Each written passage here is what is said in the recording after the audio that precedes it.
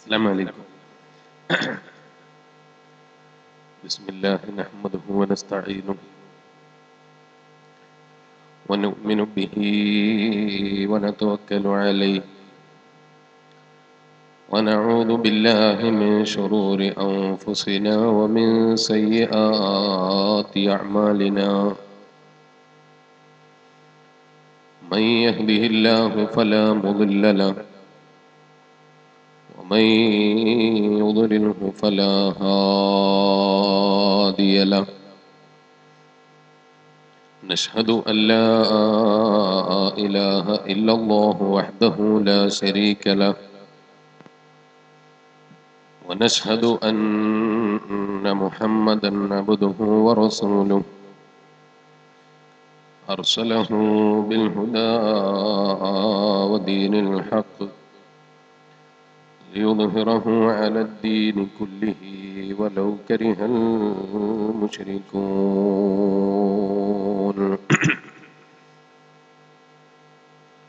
أعوذ بالله من الشيطان الرجيم.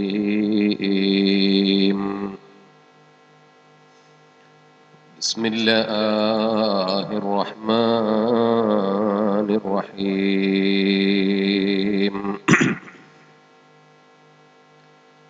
إن الذين يتلون كتاب الله وأقاموا الصلاة وأنفقوا مما رزقناهم سرا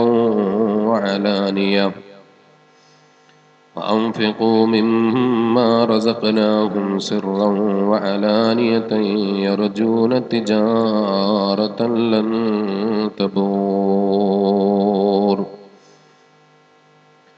ليوفيهم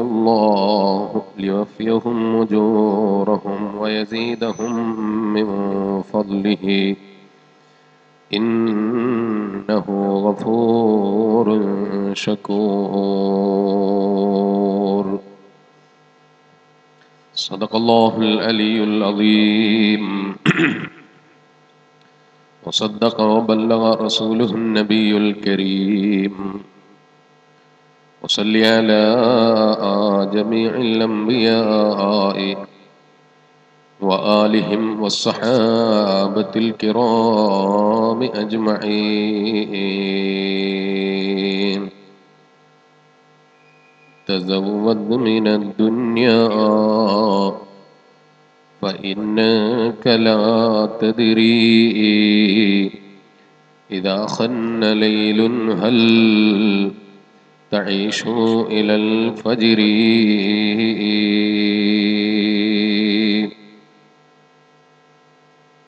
ഏറ്റവും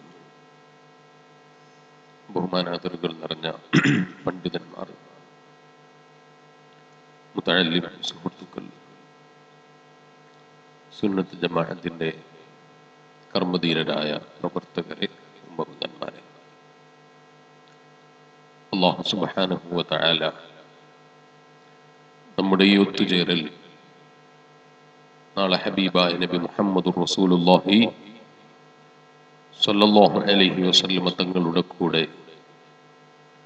ജന്നാത്തുൻ നഈമിൽ ഒത്തുചേരാനുള്ള ഒരു കാരണമായി നമ്മിൽ നിന്ന് ഖബൂൽ ചെയ്യുമാറാകട്ടെ. നല്ല കാര്യങ്ങൾ ധാരാളം പഠിക്കാനും ജീവിതത്തിൽ പകർത്താനുമുള്ള മഹത്തായ തൗഫീഖ് പാവപ്പെട്ട മുതഅല്ലിമായ എനിക്കും നമുക്കെല്ലാവർക്കും അല്ലാഹു തആല ഏറ്റിത്തരുമാറാകട്ടെ.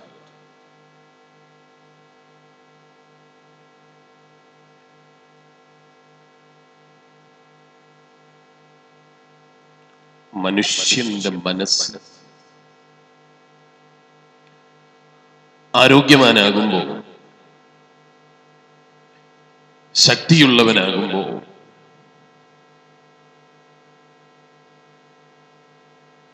പലപ്പോഴും ആരോഗ്യമില്ലാത്ത സമയത്തെ കുറിച്ച് മറന്നുപോകുന്ന രൂപത്തിലാണ് മനുഷ്യന്റെ മനസ്സ്. ആരോഗ്യമുള്ള സമയം വരുമ്പോൾ വെറുതെ ഇരിക്കുന്ന സമയങ്ങളിൽ മനുഷ്യനെ പലപ്പോഴായി വഞ്ചിച്ചു കളയുകയാണ്.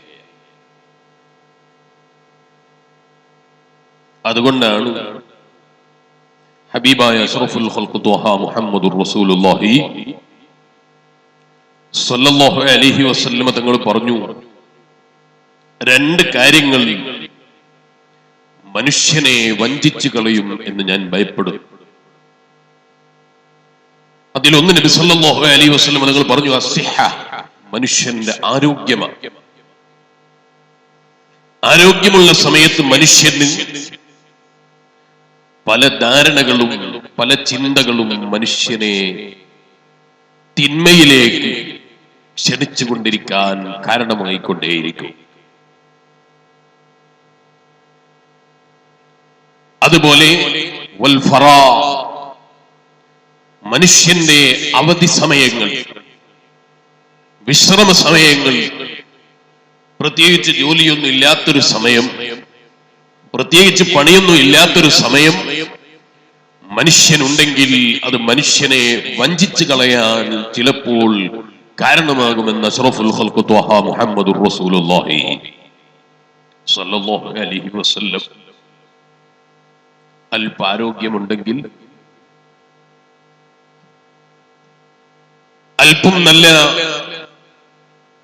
ആരോഗ്യമുള്ളതായി തോന്നുന്നുണ്ടെങ്കിൽ മനുഷ്യന്റെ അഹങ്കാരം വർദ്ധിക്കും. ഒറ്റപ്പെട്ട ചില കസേരകൾ മുന്നിൽ കാലിയുള്ളത് നമ്മൾ തന്നെ കാണുന്നുണ്ട്. ഒറ്റയും വാടക കൊടുക്കാത്ത കസേര ഇല്ലല്ലോ, ഉണ്ടോ? ഇതിനൊക്കെ വാടക വേണ്ടേ? എല്ലാത്തിനും വാടക കൊടുക്കേണ്ടി വരും. ബാക്കിൽ ആളുകൾ ഇങ്ങനെ നിൽക്കുന്നു നോക്കും, അവരറിയില്ല. അവർ പിന്നിൽ നിന്ന് നോക്കുമ്പോൾ ഈ ഒറ്റപ്പെട്ട കസേരയൊന്നും ബാക്കിയുള്ളത് പോലും കാണൂല. ബേക്കിലിരിക്കുന്നവർ ഇങ്ങനെ മുന്നിൽ കയറിയിരുന്നാൽ പിന്നിൽ കസേര ഉണ്ടെങ്കിൽ പിന്നിൽ വരുന്നവർ കയറി ഇരിക്കാൻ അത് കാരണമാവും. ഓരോരുത്തരും ഉറപ്പ് വരുത്തുക, എന്റെ മുന്നിൽ ഒരൊറ്റ കസേര ഇല്ല, ഒറ്റ കസേരയും മുന്നിൽ കാലി ഉണ്ടാകുക. മോണിറ്റർ ഒന്നുകൂടി ഒന്ന് റെഡിയാകണം. മണയക്കൊണ്ടിലോ കിട്ടാൻ പറ്റില്ല, സൗണ്ട് വലിക്കാത്ത രൂപത്തിൽ. മനുഷ്യന്റെ ആരോഗ്യ സമയം, വെറുതെ ഇരിക്കുന്ന സമയം, അതൊക്കെ മനുഷ്യനെ ചിലപ്പോൾ വഞ്ചിച്ചു കളയും. അല്പ ആരോഗ്യമുള്ള സമയത്താണ് മനുഷ്യന് തോന്നുന്നത്,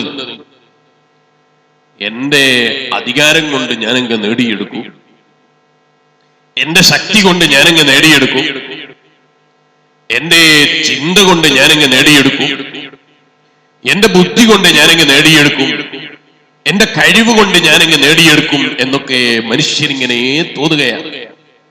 പക്ഷെ നിങ്ങളൊന്ന് ആലോചിച്ചു നോക്കും മനുഷ്യന്റെ ഒരു കാര്യം. ഈ യഥാർത്ഥത്തിൽ ഇത്തരം അഹങ്കാരത്തിന്റെ ചിന്തയുമായി ജീവിക്കുന്ന മനുഷ്യന്റെ കാര്യം നിങ്ങളൊന്ന് ആലോചിച്ചു നോക്കും.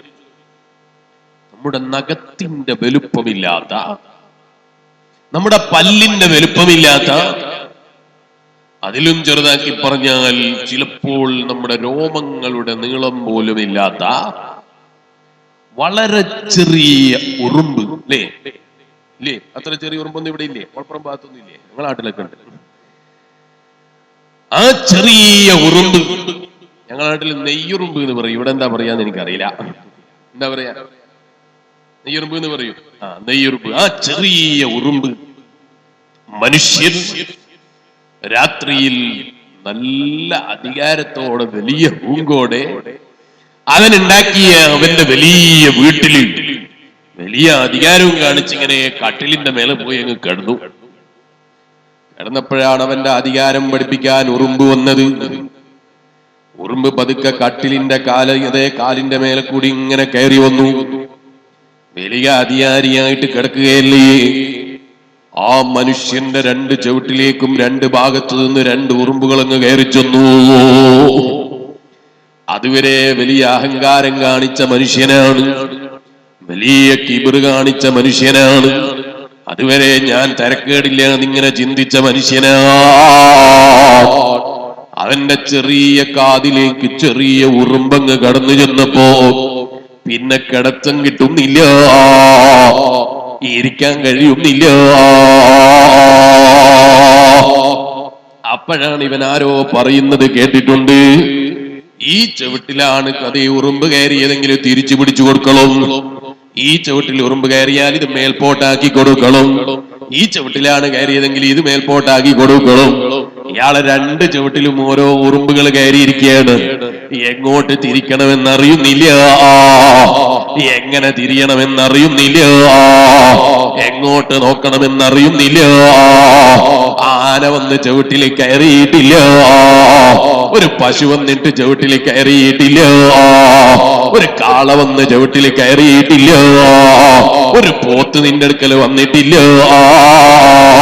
നിന്റെ രോമത്തിന്റെ നീളം പോലും ഇല്ലാത്ത ചെറിയ ഉറുമ്പ് നിന്റെ കാതിലേക്ക് എത്തിയപ്പോൾ, നിന്റെ രണ്ട് കാതിലേക്ക് കയറിയപ്പോൾ നിന്റെ അധികാരം മുഴുവനും താഴെ വെച്ചു പോയി, നിന്റെ അഹങ്കാരം മുഴുവനും താഴെ വെച്ചു പോയി. പിന്നെ നിനക്ക് അഹങ്കാരം പറയാനില്ല, അഹംഭാവം പറയാനില്ല, കിബിർ പറയാനില്ല. ഇതല്ലേ മനുഷ്യൻ. ഒരു ചെറിയ ഉറുമ്പ്, ആ ഉറുമ്പ് നമ്മളെ കടിച്ചിട്ടില്ല, ആ ഉറുമ്പ് നമുക്ക് വിഷം ചീറ്റിയിട്ടില്ല, ആ ഉറുമ്പ് നമുക്ക് നേരെ സമരം ചെയ്തിട്ടില്ല. മൂപ്പരെന്തെങ്കിലും തിന്നാൻ കിട്ടൂന്ന് മനസ്സിലാക്കിയിട്ട് അറിയാതെ കയറിയത് നിന്റെ കാതിലായി പോയി, നിന്റെ ചെവിയിലായി പോയി. കാതിലേക്ക് ഉറുമ്പ് കയറിയപ്പോ കിട്ടിയ ഉറക്കം കെട്ടുപോയി, പിന്നെ രാത്രിയിൽ ഉറക്കം കിട്ടുന്നില്ല. അന്നത്തെ രാത്രിയിൽ അവനതാ എങ്ങനെയോ അധ്വാനിച്ച് രണ്ട് കാതിൽ നിന്നും ഉറുമ്പിനെ പുറത്താക്കി. രണ്ടുപേർക്കും TC കൊടുത്ത് പറഞ്ഞേച്ചു, ഇനി ഇവിടെ കാണാൻ പാടില്ല. രണ്ട് ഉറുമ്പിനെയും കിട്ടിയപ്പോ കയ്യിന്റെ മേലിൽ പിടിച്ചിട്ട് തുരുമ്പി അങ്ങ് ചാടിക്കളഞ്ഞു. ഇനി ഈ വഴിക്ക് കാണേണ്ടതില്ല. റൂം മുഴുവനും അടിച്ചു വാരിയില്ല എന്ന് പറഞ്ഞു റൂമിൽ കിടന്ന ഭാര്യനെ രണ്ട് തെറിയും വിളിച്ചു.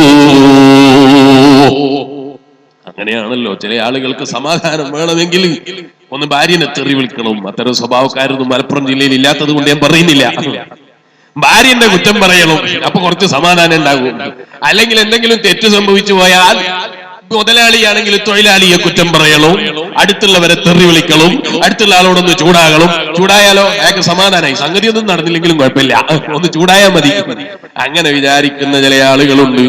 പറഞ്ഞു വന്നത് ഭാര്യനോട് വെറുപ്പ് പിടിച്ചു ഭാര്യം, അതേ പാവം ഭാര്യ രാത്രിയില് ഉറക്കിൽ എഴുന്നേറ്റ് റൂം മുഴുവനും മുട്ടിയിട്ട് എല്ലാ ഭാഗവും മുട്ടി നല്ല നിലക്കൊന്ന് അടിച്ചു വാരിയിട്ട് കിടക്കാൻ വേണ്ടി പറഞ്ഞു. 1 മണിക്കൂർ കഴിഞ്ഞതേ ഉള്ളൂ, ഉറുമ്പ് മൂക്കില, ഉറുമ്പ് വന്ന് മൂക്കിൽ കയറിപ്പോയി. ഈ രാത്രി സമയത്താ മനുഷ്യന്റെ വെറുപ്പ് കാണേണ്ടത്. ചോദിക്കട്ടെ മനുഷ്യ, നീ വലിയ MLA ആണല്ലേ, നീ വലിയ മന്ത്രിയാണല്ലേ, നീ വലിയ പഞ്ചായത്ത് പ്രസിഡന്റ് ആണല്ലേ, നാട്ടിൽ പറയാൻ എണ്ണുന്ന കാരണവരാണ് അല്ലേ, നാട്ടിൽ അറിയപ്പെട്ട മുതലാളിയാണ് അല്ലേ, ഒരുപാട് തൊഴിലാളികൾ നിന്റെ കീഴിലുണ്ട് അല്ലേ, ഒരുപാട് ആളുകൾ നിന്റെ കീഴിലായി ജോലി ചെയ്യുന്നുണ്ടല്ലേ. പറഞ്ഞിട്ടെന്താ, ഒരു ചെറിയ ഉറുമ്പിന്റെ മുന്നിൽ നിന്റെ അധികാരത്തിന്റെ വില കണ്ടോ നീ? നിന്റെ പണത്തിന്റെ ഹൂക്കിന്റെ വില കണ്ടോ നീ? ഒരു ചെറിയ ഉറുമ്പിന്റെ മുന്നിൽ നിന്റെ അധികാരത്തിന്റെ ഹൂക്ക് കണ്ടോ? നിന്റെ പണത്തിന്റെ ഹൂക്ക് കണ്ടോ? നിന്റെ ശക്തിയുടെ ഹൂക്ക് കണ്ടോ? രാവിലെ സുബഹിക്ക് എഴുന്നേറ്റ് സുബഹിയും നിസ്കരിച്ച് ജിമ്മിന് പോയിട്ടില്ലേ? പോകാത്തത് കൊണ്ടല്ല, മലപ്പുറം ജില്ലക്കാരനായ നീ രാവിലെ എഴുന്നേറ്റ് ഫുട്ബോൾ കളിച്ചില്ലേ? ഖുർആനോത്ത് മറന്നാലും ഫുട്ബോൾ കൈവിട്ടിട്ടില്ല. ഫുട്ബോൾ കളിക്ക് ഒരു അടി പോലും പിന്നോട്ട് പോയിട്ടില്ല. നിന്റെ ആരോഗ്യത്തിന്റെ രഹസ്യമെന്നോ ഫുട്ബോളാണെന്ന് നീ ഡയലോഗ് അടിച്ചില്ലേ? ആ ചെറിയ ഉറുമ്പിന്റെ മുന്നിൽ നിന്റെ ആരോഗ്യം എവിടെ? നിന്റെ ശക്തി എവിടെ? നിന്റെ ബുദ്ധി എവിടെ? ഒന്നും പറയാനില്ല, ഒക്കെ അടിയറവ് പറഞ്ഞുപോയി. ഓ മനുഷ്യ, ഇതാണ് മനുഷ്യൻ. ഈ ഒരു ബോധം നമ്മുടെ മനസ്സിൽ ഉണ്ടാകണം എപ്പോഴും. എനിക്കുള്ള അധികാരമോ എനിക്കുള്ള ശക്തിയോ ഒന്നും നിലനിൽക്കുന്നതല്ല. ഒന്നും പറയാനുള്ളതല്ല. ഈ ഒരു ഓർമ്മയോടെയാകണം മനുഷ്യന്റെ ജീവിതം. ആലോചിച്ചു നോക്ക്, ഇവിടെ എന്തേലും പറയൽ, ഈ നാട്ടിന്റെ പേര് ഞാൻ മറന്നുപോയി, കൊളപ്പുറം. അതെനിക്കറിയാം. ഇവിടെ എന്താ പറയുന്നത്? സൗത്ത് കൊളപ്പുറം അല്ലെ? കൊളപ്പുറം സൗത്താ? മുനാഫിലെയും അല്ലെങ്കിൽ മുനാഫോ, എന്തായാലും കുഴപ്പമില്ല. സൗത്ത് കൊളപ്പുറ അല്ലെങ്കിൽ കൊളപ്പുറം സൗത്ത്? കൊളപ്പുറം സൗത്ത് എന്നാ പറയല്ലേ? ഈ കൊളപ്പുറം സൗത്ത് നിന്ന് ഒരാൾക്ക് കോഴിക്കോടേക്ക് പോകണം. വലിയരെ, ഞങ്ങളെ നാട്ടിൽ നിന്ന് കോഴിക്കോടേക്ക് ഡയറക്റ്റ് ബസ്സില്ല. ഡയറക്റ്റ് ഞങ്ങളെ നാട്ടിൽ നിന്ന് ബസ്സില്ല. ഉദാഹരണം പറയുമ്പോ അങ്ങനെ ചിന്തിക്കുന്നതിന് തെറ്റൊന്നുമില്ലല്ലോ. ഉണ്ടോ ഇല്ലയോ എന്ന് എനിക്കറിയില്ല. ഉദാഹരണം ഇപ്പൊ എന്തും പറയാലോ, എന്തും സങ്കല്പിക്കുകയും ചെയ്യാലോ അല്ലേ? സങ്കല്പിക്കുമ്പോ എന്തും സങ്കല്പിച്ചൂടെ? എന്തും സങ്കല്പിക്കാം, സങ്കല്പിക്കുന്നതിന് കുഴപ്പമൊന്നുമില്ല. അപ്പൊ ഒരാള് ഇവിടുന്ന് കോഴിക്കോടേക്ക് ഡയറക്റ്റ് ഒരു ബസ് കയറണം. ഡയറക്റ്റ് കോഴിക്കോടേക്ക് ഒരു ബസ്. അത് ഈ കൊളപ്പുറം സൗത്തിൽ നിന്ന് അരമണിക്കൂർ കൂടുമ്പോഴേ കോഴിക്കോടേക്ക് ഡയറക്റ്റ് ബസ് ഉള്ളൂ. അല്ല 10 മിനിറ്റ് കൂടുമ്പോ ഉണ്ട്. ഞാൻ ചോദിച്ചിട്ടില്ല, അദ്ദേഹം പറഞ്ഞത് ഉദാഹരണമാണ്. പറയുമ്പോ അതങ്ങ് വിചാരിക്കണം. പിന്നെ 10 മിനിറ്റ് കൂടുമ്പോണ്ട്, 5 മിനിറ്റ് കൂടുമ്പോണ്ട്, കാമണിക്കൂർ കൂടുമ്പോണ്ട് എന്ന് പറയണ്ട. അരമണിക്കൂർ കൂടുമ്പോഴേ ബസ് ഉള്ളൂ എന്ന് പറഞ്ഞാൽ അതങ്ങ് വിശ്വസിക്കുക. അവർ അരമണിക്കൂർ കൂടുമ്പോഴാണ് ഇവിടുന്ന് കോഴിക്കോടേക്ക് ഡയറക്റ്റ് ബസ്. ആ ബസ് കിട്ടാൻ വേണ്ടി വീട്ടിൽ നിന്ന് ബസ് സ്റ്റോപ്പിലേക്ക് ഏകദേശം ഒരു അരമണിക്കൂർ നടക്കണം. ഇല്ല, എന്റെ വീടിന്റെ തൊട്ടാ ബസ് സ്റ്റോപ്പ് എന്ന് പറയണ്ട, ഉദാഹരണമാണ്. അരമണിക്കൂർ വീട്ടിൽ നിന്ന് ബസ് സ്റ്റോപ്പിലേക്ക് നടക്കണം. അങ്ങനെ ബസ് സ്റ്റോപ്പിലേക്ക് നടന്നുപോയി. നല്ല വെയിലാണ്. വലിയാരെ വരുമ്പോ മഴ നിങ്ങൾ കണ്ടിട്ടില്ലേ എന്ന് ചോദിക്കേണ്ട ഉദാഹരണമാണ്. നല്ല വെയിലാണ്. വെയിലും കൊണ്ട് അരമണിക്കൂർ നടന്ന് ബസ് സ്റ്റോപ്പിലെത്തി. വല്ലാതെ ക്ഷീണിച്ചു. ബസ് സ്റ്റോപ്പിൽ ഇങ്ങനെ എത്തുമ്പോ അതാ ആ സമയത്തുള്ള ബസ്സിന്റെ ബേക്ക് ഇങ്ങനെ കാണുന്നുണ്ട്. മൂപ്പര് ഇവിടെ നിർത്തിയിട്ട് പോയതാ. നമ്മൾ ഒരു സെക്കൻഡ് അങ്ങ് വൈകിപ്പോയി. എങ്ങനെ ഒരു സെക്കൻഡ് അങ്ങ് വൈകിപ്പോയി. അതുകൊണ്ട് ബസ്സുകാരൻ നിർത്തിയില്ല. ബസ്സുകാരൻ ബസ് നിർത്തിയിട്ട് ബസ്സിന്റെ ബൈക്ക് പോയി. ബസ് ഇങ്ങനെ പോകുന്നത് ഇയാൾ കണ്ടിട്ടുണ്ട്, ബസ്സിന്റെ ബേക്കേ കണ്ടിട്ടുള്ളൂ, മുന്നേ കണ്ടിട്ടില്ല. ബസ് അങ്ങ് പോയത് കണ്ടപ്പോ ഇയാള് ചിന്തിക്കുകയാണ്, അൽഹംദുലില്ലാ. എത്ര ആൾ അൽഹംദുലില്ലാ എന്ന് പറയും? സ്വന്തം തന്നെ ചിന്തിച്ചോ. ബസ്സിന്റെ ബേക്ക് കണ്ട മനുഷ്യനാണ്. അൽഹംദുലില്ലാ, ആ റബ്ബ്, എന്റെ റബ്ബ് ആ ബസ് എനിക്ക് കണക്കാക്കിയില്ലല്ലോ. അതിനെന്തെങ്കിലും ചിലപ്പോൾ എനിക്ക് ഖൈറുണ്ടാകാം. അൽഹംദുലില്ലാ, ഇതുവരെ നടന്നിട്ടൊരു അപകടവുമില്ലാതെ എന്റെ റബ്ബെന്നെ ഇവിടെ എത്തിച്ചിട്ടുണ്ടല്ലോ. ആ റബ്ബൊരു അപകടവുമില്ലാതെ എന്നെ കോഴിക്കോട് എത്തിക്കും ഇൻഷാ അല്ലാഹ്. നല്ല മനുഷ്യന്മാരാണെങ്കിൽ അങ്ങനെ ചിന്തിക്കും. ഇനി അല്ലെങ്കിലോ വല്ലാത്ത പഠിച്ചോ തന്നെ, എന്നാ പിന്നെ കുറച്ച് മുമ്പ് എന്നെ ഇറക്കിക്കൂടായിരുന്നു പഠിച്ചോരിക്ക്. ആ 10 മിനിറ്റ് മുമ്പ് ഞാൻ ഇറങ്ങിയിരുന്നെങ്കിൽ എനിക്ക് ബസ് കിട്ടുമായിരുന്നു. അല്ലെങ്കിൽ ഒരു മിനിറ്റ് ഞാനെങ്കിൽ മുൻപേ ഇറങ്ങിയിരുന്നെങ്കിൽ ബസ് എനിക്ക് നഷ്ടപ്പെട്ടു പോകില്ലായിരുന്നു. അങ്ങനെ ചിന്തിക്കുന്നവരുമുണ്ടാകാം. ഏതായാലും വീണ്ടും ഒരു അരമണിക്കൂർ കാക്കേണ്ടി വന്നു. അടുത്ത ബസ് വരുന്നത് അരമണിക്കൂർ കഴിഞ്ഞിട്ടാണ്. അരമണിക്കൂർ വീട്ടിൽ നിന്ന് വെയിലും കൊണ്ട് നടന്ന് പ്രയാസപ്പെട്ട് വന്നതല്ലേ. അരമണിക്കൂർ ബസ്സിന് കാത്തിരിക്കുന്നു. വെയിലിന് കുറവില്ല. SSFന്റെ ബസ് സ്റ്റോപ്പില്ല. അല്ലെങ്കിൽ സുന്നത്ത് ജമാഅത്തിന്റെ പ്രവർത്തകന്മാര് അവിടെ ഒരു ബസ് സ്റ്റോപ്പ് ഉണ്ടാക്കിയിട്ടില്ല. ഉദാഹരണമാണ്, ഇവിടെ ഉണ്ട് എന്ന് പറയണ്ട. ഉദാഹരണമാണ്, ഒരു ബസ് സ്റ്റോപ്പ് ഇല്ല. അതുകൊണ്ട് തന്നെ അരമണിക്കൂർ വെയിലില്ല. വെയിലും കൊണ്ട് ബസ് കാത്തിരിക്കുന്നു. 1 മണിക്കൂർ വെയിലിലാണ് അല്ലേ? ബസ്സിന് കിട്ടാൻ വേണ്ടി ബസ് സ്റ്റോപ്പിലേക്ക് അരമണിക്കൂർ നടന്നു. ബസ് കിട്ടാൻ വേണ്ടി അരമണിക്കൂർ ബസ്സിന് കാത്തു നിന്നു. വെയിലിന്റെ പ്രയാസം എത്രയാണ്! ആ വെയിലിന്റെ പ്രയാസം അത് 2016 വെയിലല്ലേ. പണ്ടൊക്കെ നമ്മൾ ഉപ്പാപ്പാര് കണ്ട വെയിലൊന്നും ഇല്ലല്ലോ. ആ വെയിലിൽ ഇങ്ങനെ നിൽക്കുമ്പോഴാണ് അരമണിക്കൂർ തികഞ്ഞ അടുത്ത ബസ്സുകാരൻ വരുന്നത്.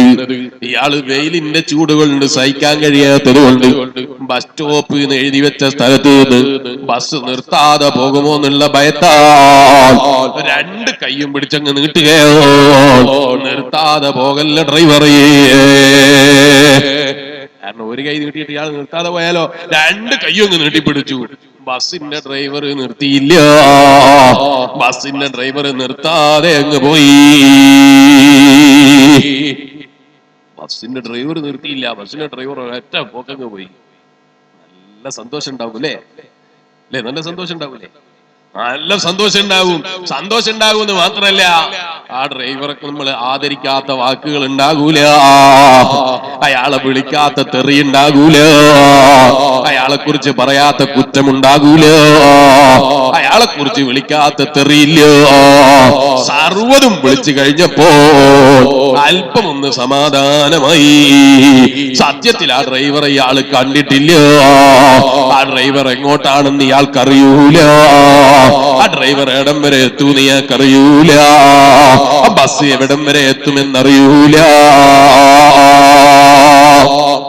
ബസ്സിന്റെ മേലെ കോഴിക്കോട് എഴുതി വെച്ചിട്ടില്ലേ വലിയരെ? കോഴിക്കോട് എഴുതി വെച്ചിട്ട് കാര്യമില്ലല്ലോ. അല്ലാഹു തആല അത് എവിടം വരെ കൊണ്ടുപോകാനാ തീരുമാനിച്ചത് നിനക്കറിയോ? നിന്നാ ബസ്സിൽ കയറ്റാത്തത് കൊണ്ട് എന്താണ് അല്ലാഹു തആല കണക്കാക്കിയത് നിനക്കറിയോ? ബസ്സിൽ ഒരു നിൽക്കാൻ അതിൽ സ്ഥലമില്ല, ഇരിക്കാൻ അതിൽ സ്ഥലമില്ല, നല്ല തിരക്കുള്ള ബസ്സാ, നിനക്ക് റബ്ബ് നിർത്തി തന്നില്ല. അപ്പോഴും ഈമാനുള്ള മോമിനിന്റെ നാവിൽ നിന്ന് വന്നുപോയി അൽഹംദുലില്ലാഹ്. ഈമാനുള്ള മുഅ്മിനാണെങ്കിൽ പറയും അൽഹംദുലില്ലാഹ്, അല്ലാഹു എനിക്കത് കണക്കാക്കിയിട്ടില്ല, എനിക്ക് ഖൈറായത് അടുത്തത് വരും. അയാൾ വീണ്ടും കാത്തു നിന്നു അരമണിക്കൂർ കാത്തു നിന്നപ്പോ അടുത്ത ബസ് വരുന്നു. രണ്ട് കൈ നീട്ടിയിട്ട് നിർത്താതെയായി പോകേണ്ട ഭ്രാന്താന്ന് വിചാരിച്ചിട്ടാണോ അയാൾ നിർത്താത്തതെന്നുള്ളൊരു സംശയം ഉണ്ടല്ലോ. ഒറ്റ കൈ മതി. കൈ നീട്ടിയപ്പോ ബസ്സിന്റെ ഡ്രൈവർ നിർത്തിപ്പോയി.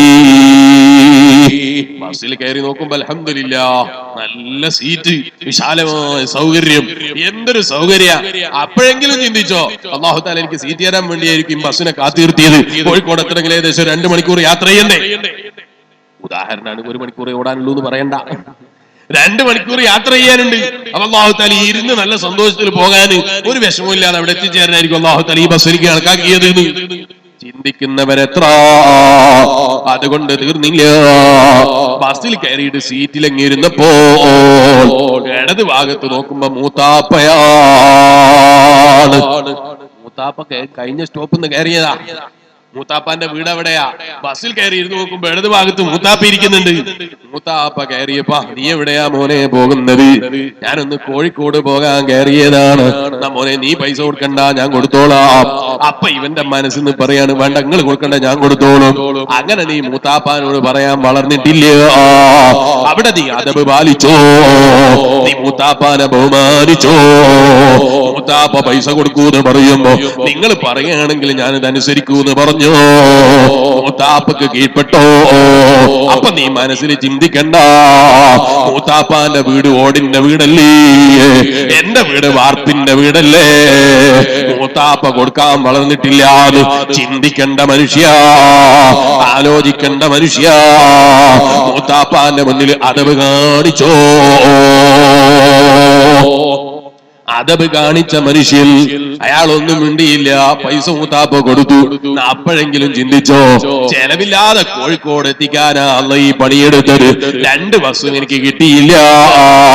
ചെലവില്ലാതെ കോഴിക്കോട് എത്താനുള്ള അവസരം എന്റെ റബ്ബ് ഒരുക്കി തന്നല്ലോ. അൽഹംദുലില്ലാഹ്. ഒന്ന് റബ്ബിനെ സ്തുതിച്ചവനെവിടെ?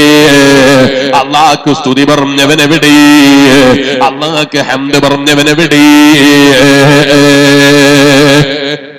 എത്ര ആളുകളുണ്ടാവും? സ്വന്തം വിലയിരുത്തിയാൽ മതി. അയാൾ ഹംദ് പറയോ എന്ന് ചിന്തിക്കണ്ട, ഞാൻ പറയുമെന്ന് ചിന്തിച്ചാൽ മതി.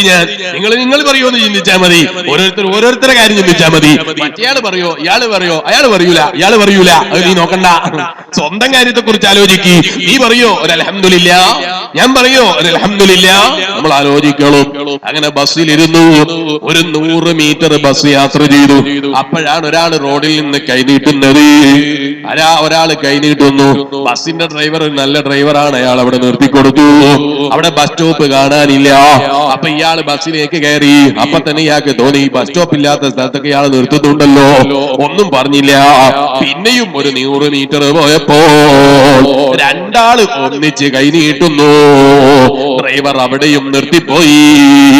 അപ്പോഴാ ഇവനങ്ങ് പറഞ്ഞു പോയത്, ഇവനിക്ക് ഇത് തന്നെയാണോ പണി? കാണുന്നവരൊക്കെ ബസ്സിൽ കയറ്റുകയാണോ അല്ലേ?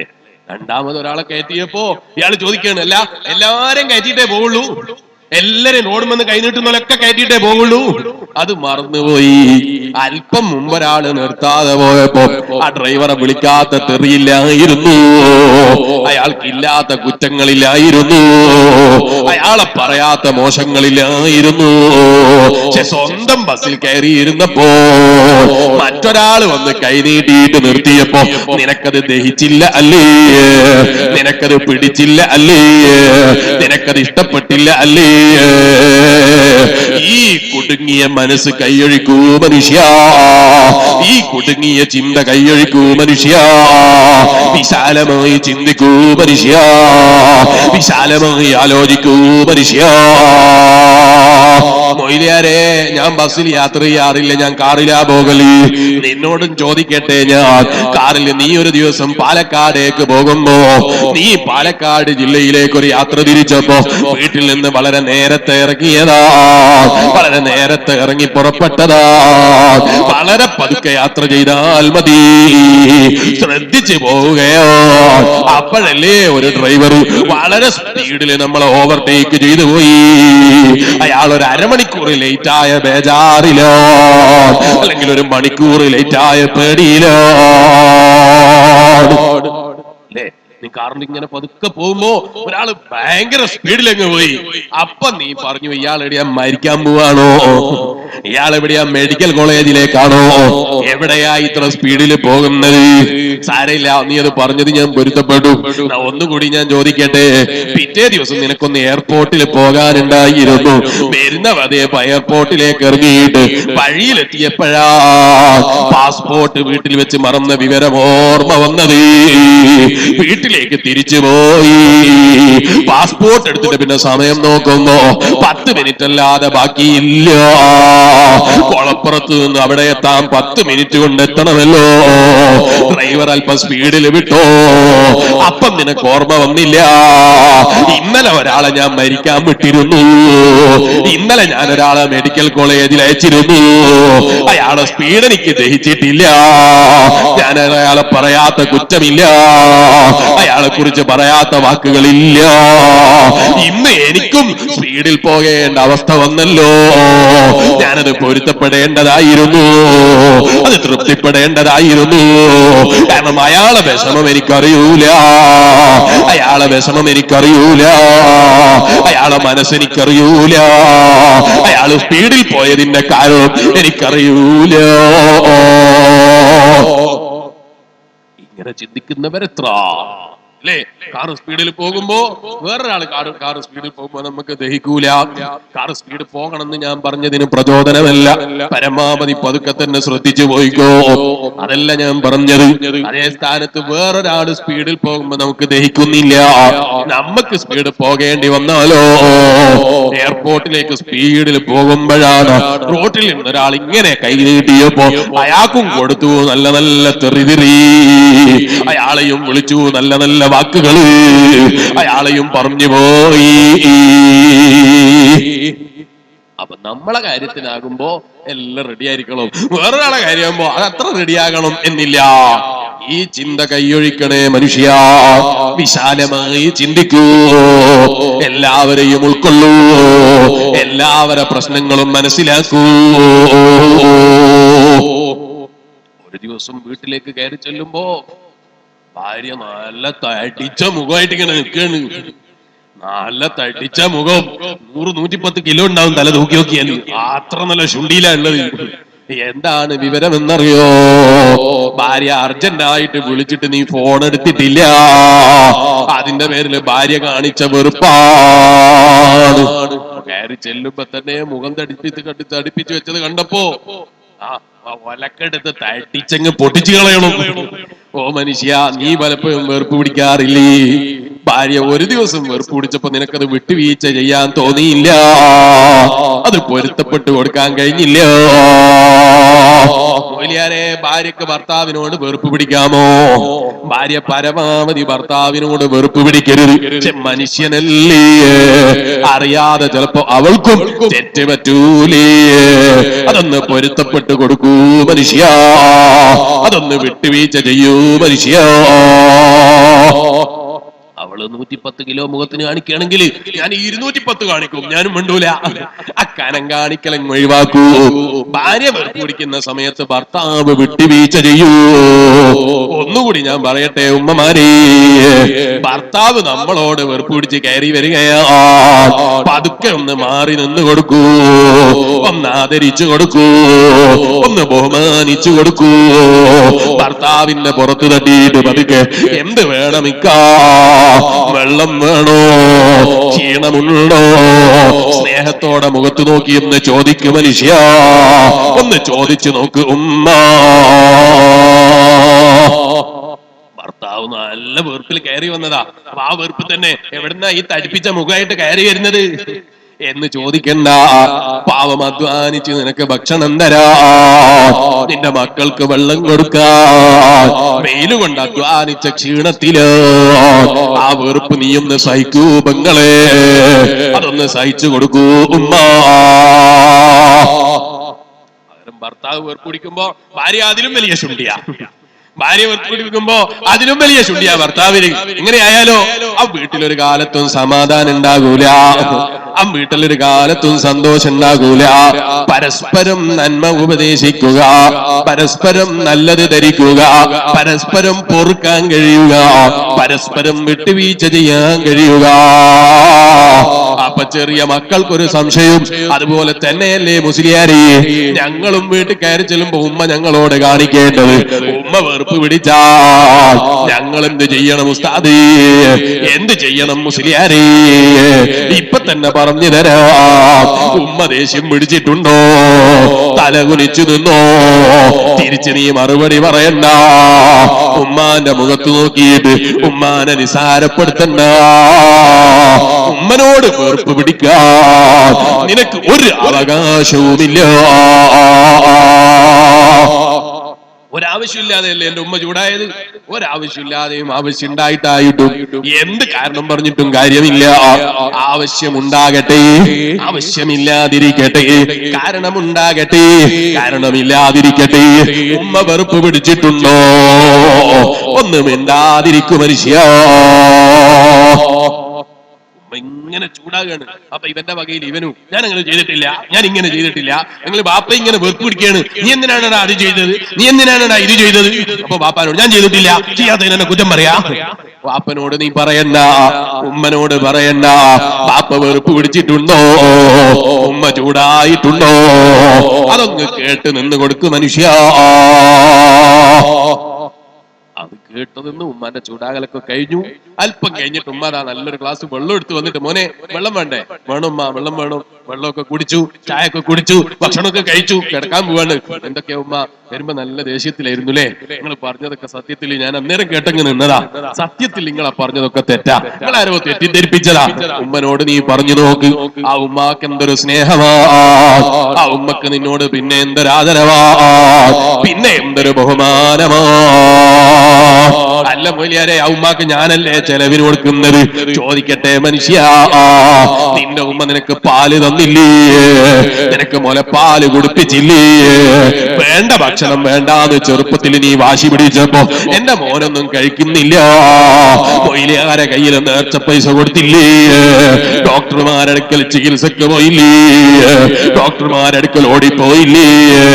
നീ ഭക്ഷണം കഴിക്കാത്തതിന്റെ പേരിൽ ആ ഉമ്മ ഒരു ദിവസം രാത്രി ഇരുന്ന് കരഞ്ഞില്ലേ? കണ്ണുനീരൊഴുക്കിയില്ലേ?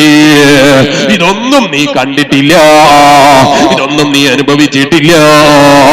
ഉമ്മാക്ക് വിട്ടുവീഴ്ച ചെയ്യൂ മനുഷ്യ. ദുബായിൽ പോയി നിനക്ക് ചെലവിന് തരാൻ വേണ്ടി ചെറുപ്പത്തിലെ 19 വയസ്സ് 20 വയസ്സാകുമ്പോ, എനിക്ക് മക്കളായിട്ടില്ല, ഭാര്യയായിട്ടില്ല.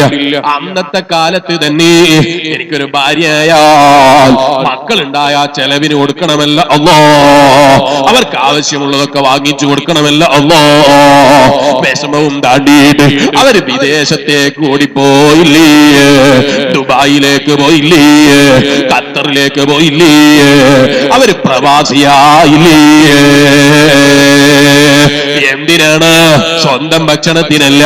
സ്വന്തം ഭക്ഷണത്തിന് നാട്ടിലൊരു തട്ടുകട കിട്ടിയാൽ തന്നെ ധാരാളമാണ്, അതിന്റെ ആവശ്യമില്ല. പക്ഷെ എന്റെ മക്കൾ നല്ല അന്തസ്സിൽ ജീവിക്കണമല്ലോ, സന്തോഷത്തിൽ ജീവിക്കണമല്ലോ, അതിനവർക്ക് ആവശ്യമുള്ളതൊക്കെ വാങ്ങിച്ചു കൊടുക്കണമല്ലോ, അതിന് പൈസ വേണമല്ല അല്ലാ, നല്ല ശേഷി വേണമല്ല അല്ലാ. എനിക്ക് നാട് വേണ്ട, കുടുംബം വേണ്ട, അവരൊക്കെ തൽക്കാലം എന്ന് മാറ്റി വെച്ചിട്ട് ഞാനൊന്ന് പോയി അധ്വാനിക്കട്ടെ. നീ ജനിക്കുന്നതിന്റെ മുമ്പ് നിന്റെ ഉമ്മയെ ആ ബാപ്പ കല്യാണം കഴിക്കുന്നതിന്റെ മുമ്പ് നിനക്ക് വേണ്ടി അവൻ ദുബായിലേക്ക് പോയില്ലേ, വിദേശത്തേക്ക് പോയില്ലേ? എന്നിട്ടോ ദുബായിലെത്തിയിട്ട് നീ ജനിച്ചപ്പോ നീ ചെറിയ കുട്ടിയാണ്, അന്ന് ബാപ്പയാണെന്ന് പറഞ്ഞപ്പോ നീ ഫോണ് വാങ്ങിയില്ല, നിന്റെ ശുണ്ടിയാ, നീ അന്ന് ചെറിയ കുട്ടിയാ. ഉമ്മ മോനെ ബാപ്പയാ ഒന്ന് സംസാരിക്കുമോനെ, അപ്പൊ നീ പറയുന്ന എനിക്ക് വേണ്ട. അന്ന് നിനക്കത് വില കൊടുക്കാൻ കഴിഞ്ഞില്ല, നിന്റെ വിവരക്കുറവുള്ള കാലം. പക്ഷെ ബാപ്പ അപ്പോഴും പറയുന്നു ഓനൊരു തമാശ നോക്കോ, ഫോണ് വാങ്ങിയില്ല, അവനിക്ക് എന്നോട് ഇഷ്ടമില്ലാത്തത് കൊണ്ടല്ല, എന്നാലും അവൻ ഫോണെടുത്തിട്ടൊന്ന് സംസാരിച്ചിരുന്നെങ്കിൽ എന്തൊരു സന്തോഷമുണ്ടായിരുന്നു. പക്ഷെ അവൻ തന്നെ സ്വന്തത്തിൽ സമാധാനിപ്പിക്കുകയാണ്. ഭാര്യനോട് അവൻ ചിരിക്കുന്നുണ്ടല്ലോ, ഭാര്യനോട് അവനിക്ക് സ്നേഹമുണ്ടല്ലോ. പ്രവാസിയായി ജീവിക്കുന്ന ഞാനെങ്ങ് വിദേശത്തായതുകൊണ്ട് എന്റെ മോനിക്ക് എന്നെ പരിചയം കുറവാൻ, എന്നെ അറിയല് കുറവാൻ, എന്നെ മെയിൻറ്റ് ചെയ്യല് കുറവാൻ.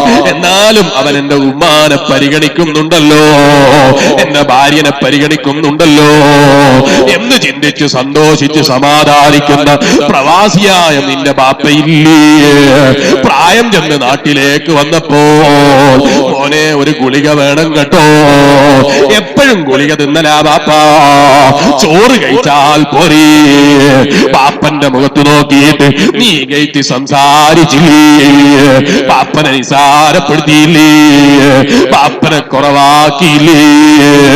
ചോദിക്കട്ടെ മനുഷ്യ, നിനക്ക് വേണ്ടി ആ ബാപ്പ എത്ര കരഞ്ഞു, നിന്റെ കാല് കാണാൻ എത്ര ആ ബാപ്പ കൊതിച്ചു, ആ ബാപ്പ എത്ര പ്രാർത്ഥന നടത്തി. നീ ആ ബാപ്പാന്റെ മുഖത്ത് നോക്കിയിട്ട് ഇത്തരം ഒരു വാക്ക് പറഞ്ഞാൽ അത് ബാപ്പാക്ക് സഹിക്കുമോ? ബാപ്പനോടുള്ള കടപ്പാട് ഓർമ്മ വേണം, ഉമ്മനോടുള്ള കടപ്പാട് ഓർമ്മ വേണം. റബ്ബേ ഞങ്ങളെ മാതാപിതാക്കൾക്ക് നീ ദീർഘായുസ് കൊടുക്കണേ അല്ലോ, ആഫിയത്ത് കൊടുക്കണേ അല്ലോ, ദീർഘായുസ് കൊടുക്കണേ അല്ലോ, എല്ലാ മേഖലയിലും നിന്റെ ഹിഫ്ള് കൊടുക്കണേ അല്ലോ. എന്ത് രോഗമുണ്ടോ നീ ശിഫ കൊടുക്കണേ അല്ലോ. ഉമ്മ ബാപ്പമാര് മരിച്ചുപോയവര് ആരീ സദസ്സിലുള്ളൂ, ഞങ്ങളെ കുടുംബങ്ങളിലുള്ളൂ, അവരൊക്കെ ഖബർ നീ സ്വർഗമാക്കണേ അല്ലോ, നീ വിശാലമാക്കണേ അല്ലോ. ഒന്നുകൂടി പറയട്ടെ, ആ ബാപ്പ മരിച്ചു പോയപ്പോ, ആ ഉമ്മ മരിച്ചു പോയപ്പോ നാട്ടിലൊരു നല്ല മൊയ്ലിയാര് വന്നിരുന്നു. അയാൾ അൽ ഫാത്തിഹ എന്ന് വിളിച്ചപ്പോ നീ പറയാ, നീ ഫാത്തിഹ വിളിച്ചിട്ട് ബാപ്പക്ക് എന്ത് കാര്യമാ? ബാപ്പ ചെയ്തതേ ബാപ്പക്കുണ്ടാകൂ, അതുകൊണ്ട് എന്റെ വീട്ടില് ഫാത്തിഹ വേണ്ട, മാതൃഭൂമി എടുത്ത് വായിക്കൂ എന്ന് പറയുന്ന വിവരം കെട്ടവനായി നീ അതപ്പതിക്കല്ലേ മനുഷ്യ, നീ തരം താഴല്ലേ മനുഷ്യ. ബാപ്പക്ക് വേണ്ടി ഖുർആൻ ഓതുമ്പോ, പാപ്പക്ക് വേണ്ടി ഖുർആൻ ഓതുമ്പോ, മാമക്ക് വേണ്ടി ഖുർആൻ ഓതുമ്പോ, പാപ്പമാർക്ക് വേണ്ടി ഖുർആൻ ഓതുമ്പോ നീ ഓതിയത് നിനക്കുണ്ടാകും, അവർക്ക് വേണ്ടി നീ ഓതിയിട്ടുണ്ടാ കാര്യം എന്ന് ചോദിക്കണ്ട. ഒന്നുകൂടി ഞാൻ ചോദിക്കട്ടെ, ഏറ്റവും ചുരുങ്ങിയത് അയാള് ഖുർആൻ ഓതിയാൽ അയാൾക്ക് ഫലം കിട്ടുമോ? കിട്ടുമോ? ഈ ഖുർആൻ ഓതിയാ മരിച്ചവർക്ക് വേണ്ടി ഖുർആൻ ഓതിയാ ഫലം കിട്ടില്ല എന്ന് പറയുന്നുണ്ടല്ലോ. ഞാൻ ചോദിക്കുന്നത്, മരിച്ചവർക്ക് വേണ്ടി ഖുർആൻ ഓതിയാൽ അയാള് ഖുർആൻ അയാൾക്ക് ഫലം കിട്ടുമോ? അത് കിട്ടും, അയാൾക്ക് കിട്ടുമോ? പിന്നെ നീ എന്തിനാ തടയാൻ പോകുന്നത്? അയാൾ ഓതിക്കോട്ടെ, അയാൾക്ക് കൂലി കിട്ടിക്കോട്ടെ, അയാൾക്ക് കൂലി കിട്ടിക്കോട്ടെ. ഒന്നുകൂടി ഞാൻ ചോദിക്കട്ടെ, ഈ കൂലി കിട്ടുന്ന മനുഷ്യൻ ഖുർആൻ ഓതുമ്പോ അയാൾ ഖുർആൻ ഓതാൻ കാരണക്കാരനാരാണ്? ആരാണ് അയാൾ ഖുർആൻ ഓതാൻ കാരണക്കാരൻ? ഈ മരിച്ചുപോയ മനുഷ്യനല്ലേ. അയാൾക്ക് പ്രതിഫലം കൊടുക്കാൻ അള്ളാന്റെ അടുത്ത് എന്താ ദാരിദ്ര്യമുണ്ടോ? അള്ളാഹ്ക്ക് ദാരിദ്ര്യമുണ്ടോ? കൊടുക്കാൻ തികയൂല എന്നുള്ള പേടിയുണ്ടോ? അള്ള കൊടുക്കാൻ തികയൂല എന്ന് പേടിച്ചിട്ട് ബഹുലത്തരം കാണിക്കുന്നുണ്ടോ? നീ എന്തിനാ മനുഷ്യ നീ ഇങ്ങനെ ഭയപ്പെടുന്നത്? ഖുർആൻ ഓതുമ്പോ മാതൃഭൂമി വായിച്ചോ എന്ന് പറഞ്ഞ് ഖുർആനിനെ നിസാരപ്പെടുത്തണോ? ഖുർആൻ ഓത്ത് നിർത്തിവെക്കണോ? ഹബീബായ അഷ്റഫുൽ ഖൽഖ് മുഹമ്മദുർ റസൂലുള്ളാഹി സല്ലല്ലാഹു അലൈഹി വസല്ലം തങ്ങൾ എന്നെയും നിങ്ങളെയും പഠിപ്പിക്കുകയാണ്. ഇന്നല്ലദീന യത്ലൂന കിതാബല്ലാഹ്, അല്ലാഹുവിന്റെ ഖുർആൻ ഓതുന്നവരില്ലേ, അല്ലാഹുവിന്റെ ഖുർആൻ പാരായണം ചെയ്യുന്നവരില്ലേ, വഅഖാമുസ്സലാഹ്, നിസ്കാരം മുറ പോലെ നിർവഹിക്കുന്നവരില്ലേ, വഅൻഫിഖൂ മിമ്മാ റസഖ്നാഹും സിർറൻ വഅലാനിയ, രഹസ്യത്തിലും പരസ്യത്തിലും സദഖ ചെയ്യുന്നവരില്ലേ, പേര് പറയാതെ സദഖ ചെയ്യുന്നവരില്ലേ, പേര് പറഞ്ഞിട്ടാണെങ്കിലും മനസ്സിൽ അവരറിയണമെന്ന ചിന്തയില്ല, ആളുകളെ കയ്യടി കിട്ടണമെന്ന ചിന്തയില്ല, ആളുകളുടെ ബഹുമാനം കിട്ടണമെന്ന ചിന്തയില്ല, അല്ലാഹുവിന്റെ വചനം കരുതി കൊടുത്ത രഹസ്യവും പരസ്യവുമായ സദഖയില്ലേ, യർജൂ തിജാറതൻ ലൻ തബൂർ ലിയഫിയഹും അജൂറഹും വയസീദഹും മിൻ ഫദ്ലിഹി ഇന്നഹു ഗഫൂറുൻ ശകൂർ. അല്ലാഹുവിന്റെ ഖുർആൻ പറയുന്നു, ആ ഓതിയ ഖുർആൻ നിനക്ക് ലാഭമുള്ള കച്ചവടമാണ്, നിനക്ക് മുതലാകുന്ന കച്ചവടം, നിനക്ക് മുതലും കിട്ടും അതിന്റെ കൂടെ ലാഭവും കിട്ടും. നീ ഖുർആൻ ഓതിയത് വെറുതെ ആയി പോകൂല, നീ നിസ്കരിച്ചത് വെറുതെ ആയി പോകൂല, നീ അമലെടുത്തത് വെറുതെ ആയി പോകൂല, നീ ചെയ്തതൊന്നും വെറുതെ ആയി പോകൂല. അതിന് നീ ആത്മാർത്ഥതയോടെ ചെയ്തോ, അള്ളാന്റെ വചനം കരുതി ചെയ്തോ, അവന്റെ പൊരുത്തം പ്രതീക്ഷിച്ച് ചെയ്തോ. ജനങ്ങളെ പൊരുത്തത്തിന് ചെയ്യണ്ട, ജനങ്ങളെ കയ്യടിക്ക് വേണ്ടി ചെയ്യണ്ട, ജനങ്ങളെ ബഹുമാനം കിട്ടാൻ ചെയ്യണ്ടോ, ജനങ്ങളെ ആദരവ് കിട്ടാൻ ചെയ്യണ്ടോ, മുസ്ലിയാർ സ്റ്റേജിൽ നിന്ന് പേര് പറയാ നീ ചെയ്യണ്ട, അള്ളാന്റെ വചനം കരുതി ചെയ്തോ, അതിന് നിനക്ക് ഫലമുണ്ടേ മനുഷ്യ. ബഹുമാനപ്പെട്ട ഇക്രിമ റളിയല്ലാഹു അൻഹു പറഞ്ഞൊരു സംഭവം കാണാം. ഒരു ദിവസം ഒരു നല്ല മനുഷ്യൻ, അയാളിങ്ങനെ നോക്കുമ്പോ എല്ലാരും കൂടി ഒരു മരത്തിനിങ്ങനെ ആരാധിക്കുക, മരത്തിനെ ഇങ്ങനെ ആരാധിക്കുകയാണ്, ആദരിക്കുകയല്ല ആരാധിക്കുകയാണ്. ഒരു വസ്തുവിനെയും ആരാധന പറ്റൂല, ആദരവ് പറ്റും. ചില കാര്യങ്ങൾ ആദരിക്കൽ പുണ്യവുമാണ്, ആദരിക്കൽ പുണ്യമാണ്. ബാപ്പനെ ആദരിക്കൽ പുണ്യമാണ്, ഉമ്മനെ ആദരിക്കൽ പുണ്യമാണ്, ഇത് ജീവനുള്ളതാണ്. ചില കല്ലുകൾ ആദരിക്കൽ ബഹുമാനമാണ്, ചില മരങ്ങളെ ബഹുമാനിക്കൽ ആദരവാണ്. ഏതുപോലെ ഹജറുൽ അസ്വദ്, അത് ഒരു കല്ലാണ്, ആ കല്ലിനെ ബഹുമാനിക്കൽ പുണ്യമാണ്. അത് വെറും കല്ലല്ലേ മുസ്ലിയാരെ, ഒരു വെറും കല്ല് തന്നെയാണ്. പക്ഷെ അല്ലാഹ് അത് ആദരിച്ചിട്ടുണ്ട്, ഹബീബായ നബി തങ്ങൾ ആദരിച്ചിട്ടുണ്ട്. നീ അതിനെ ആദരിച്ചോ, അത് നിനക്ക് ബഹുമാനമാ, നിനക്ക് സവാബുള്ളതാ, പ്രതിഫലം കിട്ടുന്നതാ, കൂലി കിട്ടുന്നതാ. അതുപോലെ ചില മരങ്ങളുണ്ട്. ഹബീബായ നബി മുഹമ്മദുർ റസൂലുള്ളാഹി സ്വല്ലല്ലാഹു അലൈഹി വസല്ലം തങ്ങൾ ബഹുമാനിച്ച മരങ്ങളില്ലേ, ഹബീബായ നബി സ്വല്ലല്ലാഹു അലൈഹി വസല്ലം തങ്ങൾ കയറി നിന്ന് അതേ ഖുതുബയോദിയ മിമ്പറില്ലേ, ആ മിമ്പർ ഹബീബായ നബി തങ്ങൾ ഒന്ന് മാറ്റം വരുത്തിയപ്പോൾ, മദീനയിലെ പഴയ മിമ്പർ മാറ്റി പുതിയ മിമ്പർ വന്നപ്പോൾ പഴയ മിമ്പർ കരഞ്ഞില്ലേ, ഹബീബായ നബി തങ്ങളോട് സങ്കടം പറഞ്ഞില്ലേ, എന്നെ കൈയൊഴിക്കുകയാണോ നബിയേ, ഇനി എന്റെ മേലെ കയറില്ലേ നബിയേ, സങ്കടം ചോദിച്ചില്ലേ. അപ്പം ബഹുമാനമുള്ള കല്ലുകളുണ്ട്, ബഹുമാനമുള്ള മരങ്ങളുണ്ട്, പക്ഷെ ഒരു കല്ലിനെയും ആരാധിക്കല് പറ്റൂല, ഹജറുൽ അസ്വദിനെ ആരാധിക്കല് പറ്റൂല, കഅബയെ ആരാധിക്കല് പറ്റൂല, ഒരു വസ്തുവിനെയും ആരാധിക്കല് പറ്റൂല. ലാ ഇലാഹ ഇല്ലല്ലാഹ്, അല്ലാഹ് മാത്രമേ ഇലാഹുള്ളൂ, ആരാധനക്ക് അർഹനുള്ളൂ.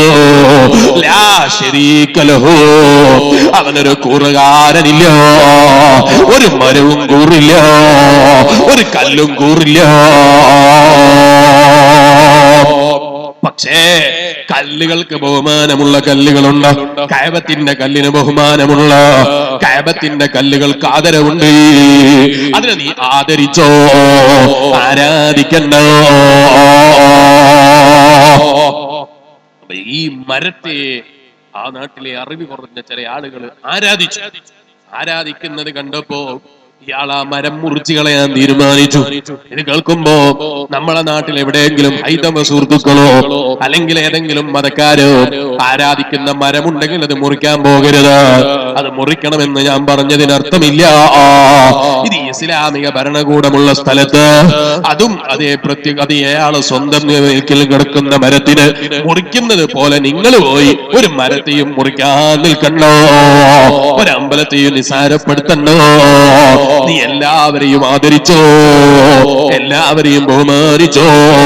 അവിടെ നീ മതം നോക്കണ്ട. അല്ല, നമ്മൾ ബാങ്ക് വിളിച്ചതിന് കുരച്ചു എന്ന് പറഞ്ഞ് തമാശയാക്കുന്നവരില്ലേ? നമ്മളെ ബാങ്കിനെ കളിയാക്കുന്നവരില്ലേ? നമ്മളെ ബാങ്കിനെ തെറി വിളിക്കുന്നവരില്ലേ? നമ്മളെ പള്ളിയിലെ ആരാധനാലയങ്ങളെ നിസ്സാരപ്പെടുത്തുന്നവരില്ലേ? നീ അതിന്റെ പേരിൽ അയാളെ കോലം നായന്റെ രൂപത്തിലാക്കണ്ടോ, അയാളെ തെറി വിളിക്കണ്ടോ, അയാളെ നിസ്സാരപ്പെടുത്തണ്ടോ. നീ അത്തരം പ്രവർത്തനങ്ങൾ ചെയ്താൽ നിന്റെ മതത്തെ തെറ്റിദ്ധരിക്കാൻ അത് കാരണമാകുമേ മനുഷ്യ. അല്ലാഹുവിന്റെ ഹബീബ് നബി മുഹമ്മദുർ റസൂലുള്ളാഹി സല്ലല്ലാഹു അലൈഹി വസല്ലം തങ്ങൾ അത് പഠിപ്പിച്ചിട്ടില്ല. മറിച്ച് ഹബീബായ നബി തങ്ങൾ പഠിപ്പിച്ചത് വിട്ടുവീഴ്ച ചെയ്യാനാണ്. എല്ലാവർക്കും വിട്ടുവീഴ്ച ചെയ്യണം, എല്ലാവർക്കും പൊരുത്തപ്പെട്ടു കൊടുക്കണം. ഹബീബായ നബി സല്ലല്ലാഹു അലൈഹി വസല്ലം തങ്ങളെ വധിക്കാൻ വേണ്ടി പിന്നാലെ വന്നില്ലേ സുറാഖത്ത് ബിൻ മാലിക്? ആ വധിക്കാൻ വന്ന സുറാഖത്ത് ബിൻ മാലിക്കിന്റെ കുതിരെ ഭൂമി അങ്ങ് വിഴുങ്ങിയപ്പോൾ അല്ലാഹുവിന്റെ ഹബീബിനെ വിളിച്ചില്ലേ, യാ റസൂലല്ലാഹ് മുഹമ്മദേ, എന്നെ ഒന്ന് രക്ഷപ്പെടുത്തണേ. അൽ അമാൻ അൽ അമാൻ എന്ന് വിളിച്ചു പോകിയ അതേ സുറാഖത്ത് ബിൻ മാലിക് ഇല്ലേ, ആ സുറാഖത്ത് ബിൻ മാലിക് വിളിച്ചു പോകിയപ്പോൾ അല്ലാഹുവിന്റെ ഹബീബ് വിട്ടുവീഴ്ച ചെയ്തില്ലേ? അല്ലാഹുവിന്റെ ഹബീബ് പൊരുത്തപ്പെട്ടു കൊടുത്തില്ലേ? അവനെ കല്ലെറിഞ്ഞില്ല, അവനെ തെറി വിളിച്ചില്ല. നിങ്ങൾ ആലോചിച്ചു നോക്ക്, നിങ്ങൾ റോഡിലൂടെ ഇങ്ങനെ നടന്നു പോകുമ്പോ നിങ്ങളെ കല്ലെറിയാനല്ല, വാളുകൊണ്ട് വെട്ടാനല്ല, കൊല്ലാനല്ല, മറിച്ച് നിങ്ങളെ പിന്നാലെ ഒരാള് വരികയാണ്. എന്തിനാ? ഒരു നല്ല തെറി വിളിക്കാനാ, ഒരു നല്ല തെറി വിളിക്കാനാ അയാൾ വരുന്നത്. അയാളെ കണ്ടപ്പോ അയാൾ എന്തോ കാരണത്താൽ അശ്രദ്ധ കൊണ്ട് കാലൊന്ന് വെച്ചു കുത്തിപ്പോയി. അപ്പൊ തന്നെ പറയാ, എന്നെ ആക്രമിക്കാമെന്ന അള്ള വിടൂലടാ, കിട്ടിയില്ലേ, കാല് വെച്ച് കുത്തിപ്പോയില്ലേ, ഇനി ഇങ്ങോട്ട് അടുക്കണ്ട. പിന്നെ നീ കയ്യിൽ പിടിക്കാത്ത കല്ലുണ്ടോ? പിന്നെ നീ കയ്യിൽ പിടിക്കാത്ത വടിയുള്ളോ? ഒന്ന് കാല് വെച്ച് കുത്തിയിട്ട് വേദന സഹിക്കുന്നത് കണ്ടപ്പോ നീ അടുത്തേക്ക് പോയിട്ട് അവനെ വെല്ലുവിളിച്ചില്ലേ? അതുവരെ ധൈര്യം കിട്ടാത്ത നീ കാല് വെച്ച് കുത്തിയിട്ട് വേദന സഹിക്കുന്നത് കണ്ടപ്പോ അടുത്തേക്ക് ചെന്ന് ചോദിച്ചില്ലേ, ധൈര്യമുണ്ടെങ്കിൽ ഇറങ്ങടാ, ധൈര്യമുണ്ടെങ്കിൽ ഒന്ന് തൊടടാ. നീ അവിടെ വെല്ലുവിളിച്ചില്ലേ? പിന്നെ നിന്റെ ഊക്ക് കാണിച്ചില്ലേ? അല്ലാഹുവിന്റെ ഹബീബ് ഊക്ക് കാണിച്ചില്ല, അവനെ നിസ്സാരപ്പെടുത്തിയില്ല. മാപ്പ് ചോദിച്ചപ്പോൾ വിട്ടുവീഴ്ച ചെയ്തു കൊടുത്തു. ഹബീബായ നബി മുഹമ്മദുർ റസൂലുള്ളാഹി സല്ലല്ലാഹു അലൈഹി വസല്ലം ആ ഒരു വിട്ടുവീഴ്ചയാണ് നമ്മളും പഠിക്കേണ്ടത്. നമ്മളെ മതത്തെ തെറി വിളിച്ചോ? നമ്മളെ മതത്തിന്റെ ആചാരങ്ങളെ നിസാരപ്പെടുത്തിയോ? അവരെ നീ വെറുതെ വിട്ടേക്കൂ, അവരെ നീ തെറി വിളിക്കണ്ട, നീ കുറ്റം പറയണ്ട. പറയേണ്ടവര് മറുപടി പറഞ്ഞോളും, ആലിമീങ്ങൾ മറുപടി പറഞ്ഞോളും, വിവരമുള്ളവര് മറുപടി പറഞ്ഞോളും. വിവരമില്ലാത്ത നീ മറുപടി പറഞ്ഞാൽ, വിവരമില്ലാത്ത നീ ഉത്തരം പറഞ്ഞാൽ അത് പ്രശ്നത്തിന് കാരണമാണ് മനുഷ്യ. അതെ, അവര് ദീനിനെ തെറ്റിദ്ധരിക്കാൻ കാരണമാണ് മനുഷ്യ. അപ്പൊ വിവരമുള്ള ഒരു മറുപടി പറഞ്ഞോളൂ. അവര് തിരുത്തണമെന്നോ അല്ലെങ്കിൽ മാറ്റി പറയണമെന്നോ മാപ്പ് പറയണമെന്നോ അവരെന്തെങ്കിലും മറുപടി പറയൂ. നീ അത് കണ്ടിട്ട് വിവരമില്ലാത്ത ഞാനും നീയും കൊണ്ടുപോയി ഫേസ്ബുക്കിൽ നിന്റെ വകയില് അയാളെ കോലെടുത്തൊരു നായന്റെ രൂപാക്കുക, എന്നിട്ട് അത് ഫേസ്ബുക്കിൽ പോസ്റ്റ് ചെയ്യുക, എന്നിട്ട് ഇവനക്കെതിരെ ലൈക്ക് അടിക്കാൻ ആരുണ്ട്, എനിക്കെതിരെ കമന്റ് അടിക്കാൻ ആരുണ്ട്? നീ എന്തിനാ മുസ്ലിമിന്റെ ആശയത്തെ തെറ്റിദ്ധരിപ്പിക്കുന്നത്? നീ എന്തിനാണ് ഇസ്ലാമിന്റെ ആശയത്തെ തെറ്റിദ്ധരിപ്പിക്കുന്നത്? നീ ഏറ്റവും ചുരുങ്ങിയ നിനക്ക് വിവരമില്ലാന്നെങ്കിലും മനസ്സിലാക്കണ്ടേ മനുഷ്യ, നിന്റെ വിവരക്കേടിനെ മനസ്സിലാക്കണ്ടേ മനുഷ്യ, നിന്റെ അറിവുകേടിനെ മനസ്സിലാക്കണ്ടേ മനുഷ്യ. അതൊക്കെ വിവരമുള്ളവർക്ക് വിട്ടുകൊടുക്കൂ, ആലിമീങ്ങൾക്ക് വിട്ടുകൊടുക്കൂ, പണ്ഡിതന്മാർക്ക് വിട്ടുകൊടുക്കൂ. എന്തൊരു ലോകാണ് ഇപ്പൊ. എല്ലാവരും എങ്ങനെയുണ്ട് ഒരാളെ ചോദ്യം ചെയ്യാൻ, എങ്ങനെയുണ്ട് ഒരു മുസ്ലിം മുലിയാരെ നിസാരപ്പെടുത്താൻ, എങ്ങനെയുണ്ട് ഒരു മുത്തലിമിനെ നിസാരപ്പെടുത്താൻ, ഇത് ചിന്തിച്ച് നടക്കുകയല്ലേ? അതിനെന്ത് വഴിയുണ്ട് എന്ന് ആലോചിക്കുകയല്ലേ?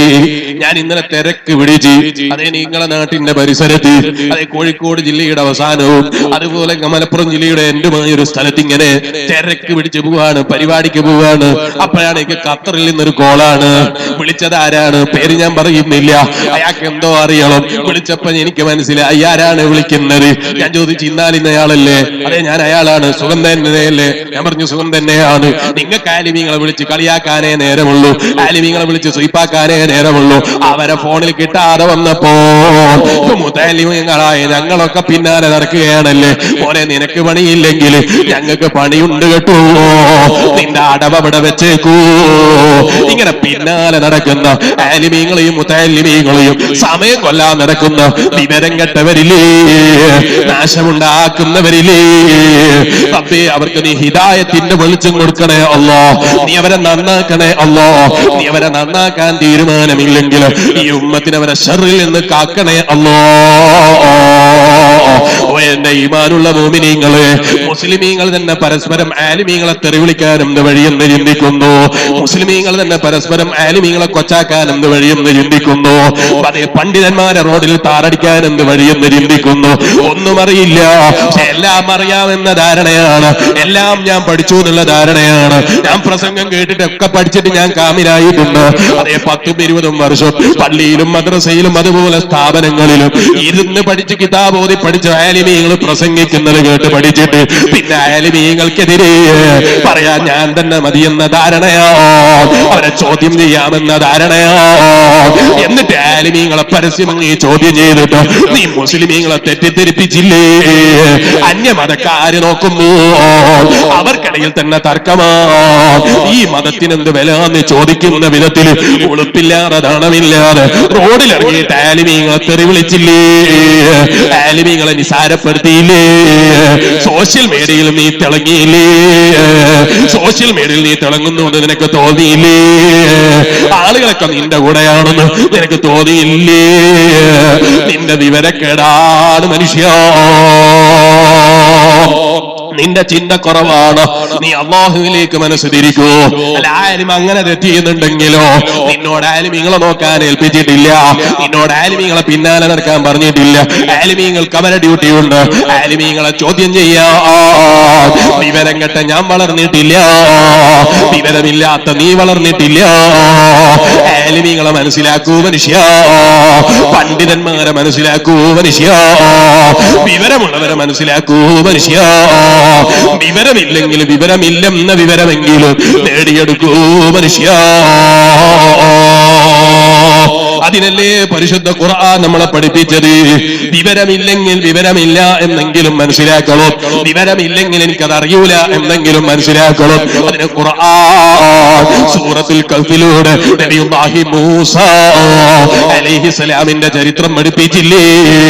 ഞാനത് പല സ്ഥലങ്ങളിലും പറഞ്ഞതാണ്, അതുകൊണ്ട് ഞാനിപ്പോൾ അതിലേക്ക് കടക്കുന്നില്ല. മൂസാ നബി അലൈഹിസ്സലാമിന്റെ ചരിത്രം ഖുർആൻ നമ്മളെ ഓർമ്മപ്പെടുത്തിയില്ലേ?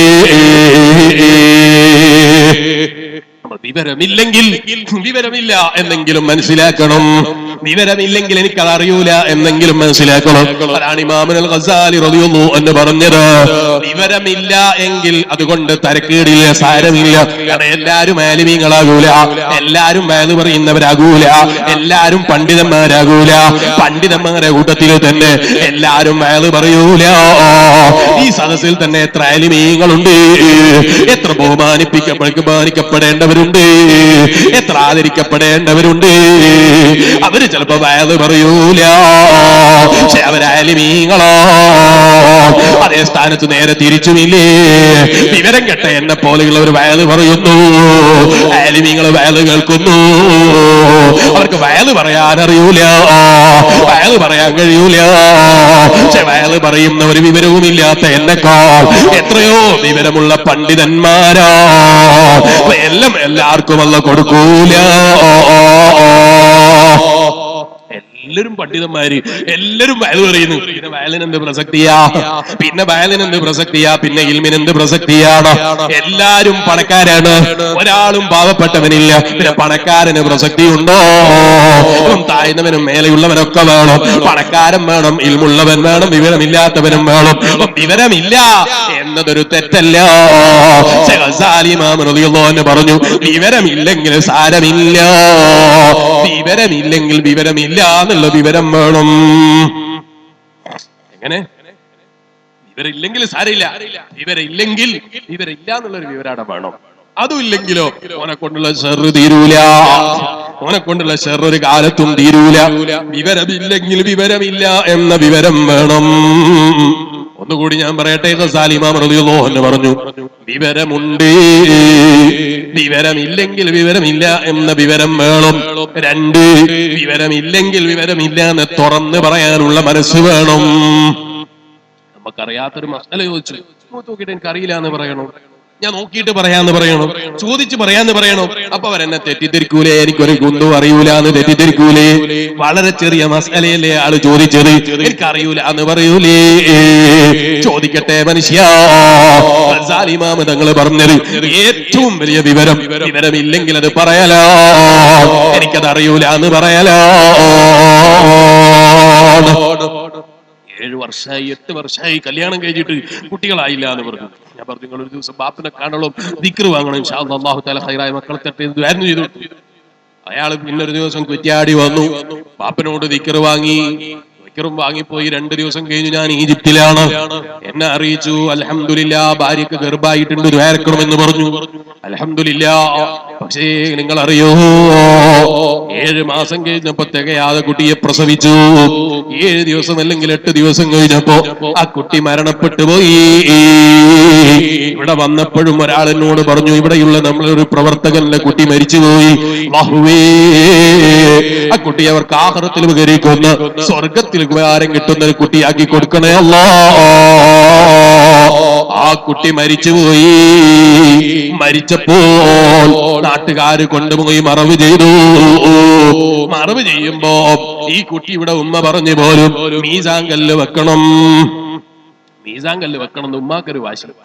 കബറും പുറത്ത് മീസാങ്കല്ല് വെക്കണം. എനിക്ക് ആകെ ഒരു കുട്ടി ഉണ്ടായതാണ്, എനിക്ക് കുട്ടി ഉണ്ടാവുമെന്ന് എനിക്കറിയില്ല, അതുകൊണ്ടൊരു മീസാങ്കല്ല് വെച്ച് തരണം. മീസാങ്കല്ലില്ലെങ്കിൽ എന്റെ മോന്റെ കബറ് മനസ്സിലാകൂല. ഇത് പറഞ്ഞപ്പോൾ അവിടെ നിന്നൊരു മൊയ്ലിയാര് പറഞ്ഞു പോലും, അങ്ങനെ കുട്ടിക്ക് മീസാങ്കല്ല് വെച്ചാൽ പാപ്പന്റെയും ഉമ്മന്റെയും സർവ്വ അമലും പൊളിഞ്ഞു പോകും കേട്ടോ. വിവരമില്ലെങ്കിൽ വിവരമില്ല എന്ന് പറഞ്ഞുകൂടെ, അറിയില്ലെങ്കിൽ അറിയില്ല എന്ന് പറഞ്ഞുകൂടെ. അതേ ഇസ്ലാം മീസാങ്കല്ല് വെക്കുന്നതിന് തുഹഫയിൽ എന്താണ് തെളിവ് പറഞ്ഞത്? മീസാങ്കല്ല് വെക്കുന്നതിന് എന്താ തെളിവ് പറഞ്ഞത്? ഹബീബായ നബി മുഹമ്മദുർ റസൂലുള്ളാഹി സ്വല്ലല്ലാഹു അലൈഹി വസല്ലം തങ്ങളെ കുട്ടി വഫാത്തായപ്പോൾ, അവിടുത്തെ മകൻ വഫാത്തായപ്പോൾ അല്ലാഹുവിന്റെ ഹബീബ് മീസാൻ കല്ല് വെച്ചതല്ലേ? മീസാൻ കല്ല് വെക്കുന്നതിന്റെ തെളിവ് തന്നെ. പക്ഷേ വിവരമില്ലാത്ത ഇയാളോട് ചോദിച്ചപ്പോ ഉമ്മാന്റെയും ബാപ്പാന്റെയും സർവ്വ അമലും പൊളിഞ്ഞു പോകുന്നു ഫത്വ കൊടുത്തില്ലേ മുസ്ലിയാരെ? അറിയില്ലെങ്കിൽ അറിയില്ല എന്ന് പറഞ്ഞുകൂടെ? അന്ന് മീസാങ്കല്ല് വെക്കാതെ തിരിച്ചുപോയതിന്റെ പേരിൽ ആ ഉമ്മക്ക് മനോവേദന വന്നില്ലേ? ആ ഉമ്മാന്റെ മനസ്സ് വേദനിച്ചില്ലേ? ആ ഉമ്മാന്റെ മനസ്സ് നൊന്നില്ലേ? അറിയില്ലെങ്കിൽ അറിയില്ല എന്ന് പറയൂ മനുഷ്യ. നീ ആളുകളെ മുമ്പിൽ വിവരമുള്ളവനായി നടിച്ചിട്ട് അവരെ തെറ്റിദ്ധരിപ്പിക്കല്ല. ഏതെങ്കിലും വിവരമില്ലാത്ത മുസ്ലിയാക്കന്മാരെ കൂടെ ഉംറക്ക് പോയിട്ട് ഉംറ ബാത്തിലാക്കി കളയരുതേ ഉമ്മമാരെ. ഈ അടുത്തൊരു സ്ത്രീ വിളിച്ചിട്ട് ചോദിച്ചു, അതെ ഞാൻ ഉംറക്ക് പോയപ്പോ ആ മക്കയിലെത്തിയപ്പോ ഞാൻ ചോദിച്ചു അമീറിനോട്, അതെ ഞാൻ കഅബത്തിന്റെ അടുക്കലേക്ക് പോയി, എനിക്ക് തവാഫ് ചെയ്യാൻ പറ്റുമോ? ഞാൻ ആദ്യമായിട്ട് വന്നതാണ്. അപ്പൊ ഈ മൊയ്ലിയാര് പറഞ്ഞു പോലും, ആദ്യമായിട്ട് നീ കഅബത്തിന്റെ അടുക്കലേക്ക് വന്നിട്ട് ശുദ്ധിയില്ലാന്ന് പറഞ്ഞിട്ട് നീ കഅബം കാണാതെ പോവുകയോ, കഅബം തവാഫ് ചെയ്യാതെ പോവുകയോ? ഇഹ്റാം കെട്ടിയിട്ട് വന്ന് തവാഫ് ചെയ്തോ? ആ ശുദ്ധിയില്ലാത്ത പെണ്ണിനെ നീ ഹറമിലെ കയറ്റിയില്ലേ? ഹറമിലെ പള്ളിയിൽ കൊണ്ടുപോയില്ലേ? തവാഫ് ചെയ്യിപ്പിച്ചില്ലേ? ഏത് കുട്ടിക്കും അറിയില്ലേ തവാഫ് പറ്റൂല, ശുദ്ധിയില്ലാതെ പള്ളിയിൽ കയറാൻ പറ്റൂല. വിവരമില്ലെങ്കിലും അതൊന്ന് സമ്മതിച്ചു കൊടുക്കൂ മനുഷ്യ, ഇല്ലെങ്കിൽ ഒന്ന് മിണ്ടാതിരിക്കൂ മനുഷ്യ. ഇത് ഞാൻ ആ പെണ്ണിനോട് പറഞ്ഞപ്പോൾ, മസല ചോദിച്ചവരോട് പറഞ്ഞപ്പോൾ എന്നോട് പറഞ്ഞൊരു വാക്കുണ്ട്. എന്നെ മാത്രമല്ല, ഞങ്ങളെ കൂടെ വന്നിട്ട് ആർക്കൊക്കെ അശുദ്ധി ഉണ്ടായോ അവരൊക്കെ എന്നോടാ പിന്നെ ചോദിച്ചത്. അവരോടൊക്കെ ഞാൻ പറഞ്ഞു, മുസ്ലിയാര് പറഞ്ഞിട്ടുണ്ട് ആദ്യമായി ഉംറക്ക് വന്നതല്ലേ, ഹറമിൽ കയറുന്നതിന് തെറ്റില്ല. എത്ര സ്ത്രീകൾ ആ പള്ളിയിൽ കയറിയതാ, ആ പള്ളിയിൽ കയറി തവാഫ് ചെയ്തു മനുഷ്യ. എത്ര ആളുകൾ ഇഹ്റാം കെട്ടി മനുഷ്യ. വിവരമില്ലെങ്കിൽ അതൊന്ന് തുറന്ന് പറയൂ. അറിയില്ലെങ്കിൽ അറിയില്ല എന്ന് പറയണം. നീ എന്തിനാ അമീറായത് എന്ന് ചിലപ്പോ ചോദിക്കൂ. അപ്പൊ പറയണം, ഞാൻ ചോദിച്ചിട്ട് പറഞ്ഞു തരാം, അന്വേഷിച്ചിട്ട് പറഞ്ഞു തരാം, അറിവുള്ളവരോട് ചോദിച്ചിട്ട് പറഞ്ഞു തരാം. അറിവില്ലാത്ത വിഷയങ്ങൾ ഏറ്റെടുത്തിട്ട് നീ മറ്റുള്ളവരെ അമല് പൊളിക്കല്ല. വിവരം കെട്ട പണിയെടുത്തിട്ട് ശുദ്ധിയില്ലാത്തവരെ പള്ളിയിൽ കയറ്റല്ല, അറമിൽ പോയി കയറ്റല്ല. വിവരമില്ലെങ്കിൽ വിവരമില്ലെന്ന വിവരം വേണം, അറിവില്ലെങ്കിൽ അറിവില്ല എന്ന വിവരം വേണം. അപ്പൊ ഏറ്റവും ചുരുങ്ങിയത് മുസ്ലിമേ, നമ്മള് വിവരം കുറഞ്ഞവരോ, നമ്മള് ചിന്ത കുറഞ്ഞവരോ, അതെങ്കിലും നമ്മളൊന്ന് മനസ്സിലാക്കണേ. ആലിമീങ്ങള് മറുപടി പറയേണ്ട സ്ഥലത്ത് വിവരം കെട്ട നമ്മള് പോയി മറുപടി പറയല്ലോ. ചോദിച്ചാൽ അയാൾക്ക് ബായിന്റെ തർക്കീബ് അറിയൂല. ബിസ്മിയിലെ ആദ്യത്തെ ഖുർആനിലെ അക്ഷരമല്ലേ ബായു, ആ ബായിന്റെ തർക്കീബ് ബിസ്മിയുടെ തർക്കീബ് അയാൾക്ക് അറിയൂല. അയാള് നാടനാ. മുസ്ലിയാരെ പ്രസംഗം കേട്ടിട്ട് അതാ ഇറങ്ങിയിട്ട് മുസ്ലിയാരെ ചോദ്യം ചെയ്യാ. വിവരം കെട്ട മനുഷ്യ, വിവരക്കേടൊന്ന് മനസ്സിലാക്കൂ, അറിവില്ലായ്മയൊന്ന് മനസ്സിലാക്കൂ. നാട്ടിൽ ഫിത്ന ഉണ്ടാക്കുന്നത് നിർത്തിവെക്കൂ. ആലിമീങ്ങളെ കൊച്ചാക്കിയിട്ട് ഇസ്ലാമിന്റെ വിലകളെ ആദരിക്കൂ, മതത്തിന്റെ വിലകളെ ആദരിക്കൂ. അല്ലാഹുവിനെ ഭയപ്പെട്ട് ജീവിക്കൂ, അവരെ സ്നേഹിച്ച് ജീവിക്കൂ. ഏതെങ്കിലും പിള്ളയോ ഏതെങ്കിലും അറിവില്ലാത്തവരോ അതിനെക്കുറിച്ച് അറിവില്ലാത്തവരോ ചിലപ്പോ എന്തെങ്കിലും പ്രസ്താവന നടത്തിയിട്ടുണ്ടാകാം. അതിന്റെ പേരിൽ നീ പോയി തുള്ളാൻ നിൽക്കണ്ട, നീ ഫേസ്ബുക്കിൽ പോയി ചാടിയിട്ട് അയാളെ നായാക്കാൻ നിൽക്കണ്ട, അയാൾ കുരക്കുന്നു എന്ന് പറയണ്ട, അയാളെ നിസാരപ്പെടുത്തണ്ട. അയാൾ അറിവില്ലായ്മ കൊണ്ട് പറഞ്ഞതാണെങ്കിൽ നീ അതങ്ങ് വിട്ടുവീഴ്ച ചെയ്തു കൊടുക്കൂ, അയാൾക്കത് മനസ്സിലാക്കി കൊടുക്കാം. ഇവിടെ ആലിമീങ്ങളില്ലേ, പണ്ഡിതന്മാരില്ലേ, നേതാക്കളില്ലേ. പറഞ്ഞു വന്നത്, ഒരു മരം കണ്ടപ്പോ ആ മരത്തിനെ കുറെ ആളുകൾ ആരാധിക്കുന്നത് ശ്രദ്ധയിൽപ്പെട്ടു. ഇത് കണ്ടപ്പോ ആ മരം അങ്ങ് മുറിക്കാൻ തീരുമാനിച്ചു. മരത്തിന്റെ അടുക്കലേക്ക് പോകുമ്പോഴോ വഴിയിൽ ഒരാൾ വന്ന് തടഞ്ഞങ്ങ് നിർത്തി. കണ്ടാൽ എന്തൊരു ഭംഗിയാ, കണ്ടാൽ എന്തൊരു നീറ്റാ. കണ്ടാൽ നല്ല ചുരുക്കുള്ള ഒരാൾ വന്നിട്ട് എങ്ങോട്ടാ പോകുന്നത് എന്ന് ചോദിച്ചു. അപ്പൊ ഇയാൾ പറഞ്ഞു, ഇങ്ങനെ ഒരു മരം ഉണ്ട് അവിടെ, എല്ലാവരും ആ മരത്തിനെ ആരാധിച്ചു കളയുന്നു, ആ മരം അങ്ങ് മുറിച്ചു കളയാന്ന് തീരുമാനിച്ചതാ. അപ്പൊ വന്നതാരാണ്? വന്നത് ഇബിലീസാണ്. അങ്ങനെ ചിലപ്പോ നമ്മളെ നാട്ടിലുണ്ടാകും. കണ്ടാ നല്ല വസ്ത്രമാണ്, നല്ല തൊപ്പിയാണ്, ഞെരിയാണിക്ക് മേലെ പാന്റ് എടുക്കാൻ പറഞ്ഞിട്ടുണ്ട്, ഞെരിയാണിക്ക് മേലെ മുണ്ടെടുക്കാൻ പറഞ്ഞിട്ടുണ്ട്. പക്ഷെ അയാൾ നോക്കിയാ മുട്ടിന്റെ കുറച്ച് താഴെ അയാൾ എടുക്കുള്ളൂ. അയാൾ മുണ്ട് താണു പോകുമോ എന്നുള്ള പേടിയോ. സൂക്ഷ്മത കൊണ്ടാണെങ്കിൽ തരക്കേടില്ല, സൂക്ഷ്മത കൊണ്ടാണെങ്കിൽ സാരമില്ല. ആളുകളെ മുമ്പിൽ ഇയാൾ ഇബാദത്ത് ചെയ്യുന്നവനാണെന്ന് കാണിക്കണം.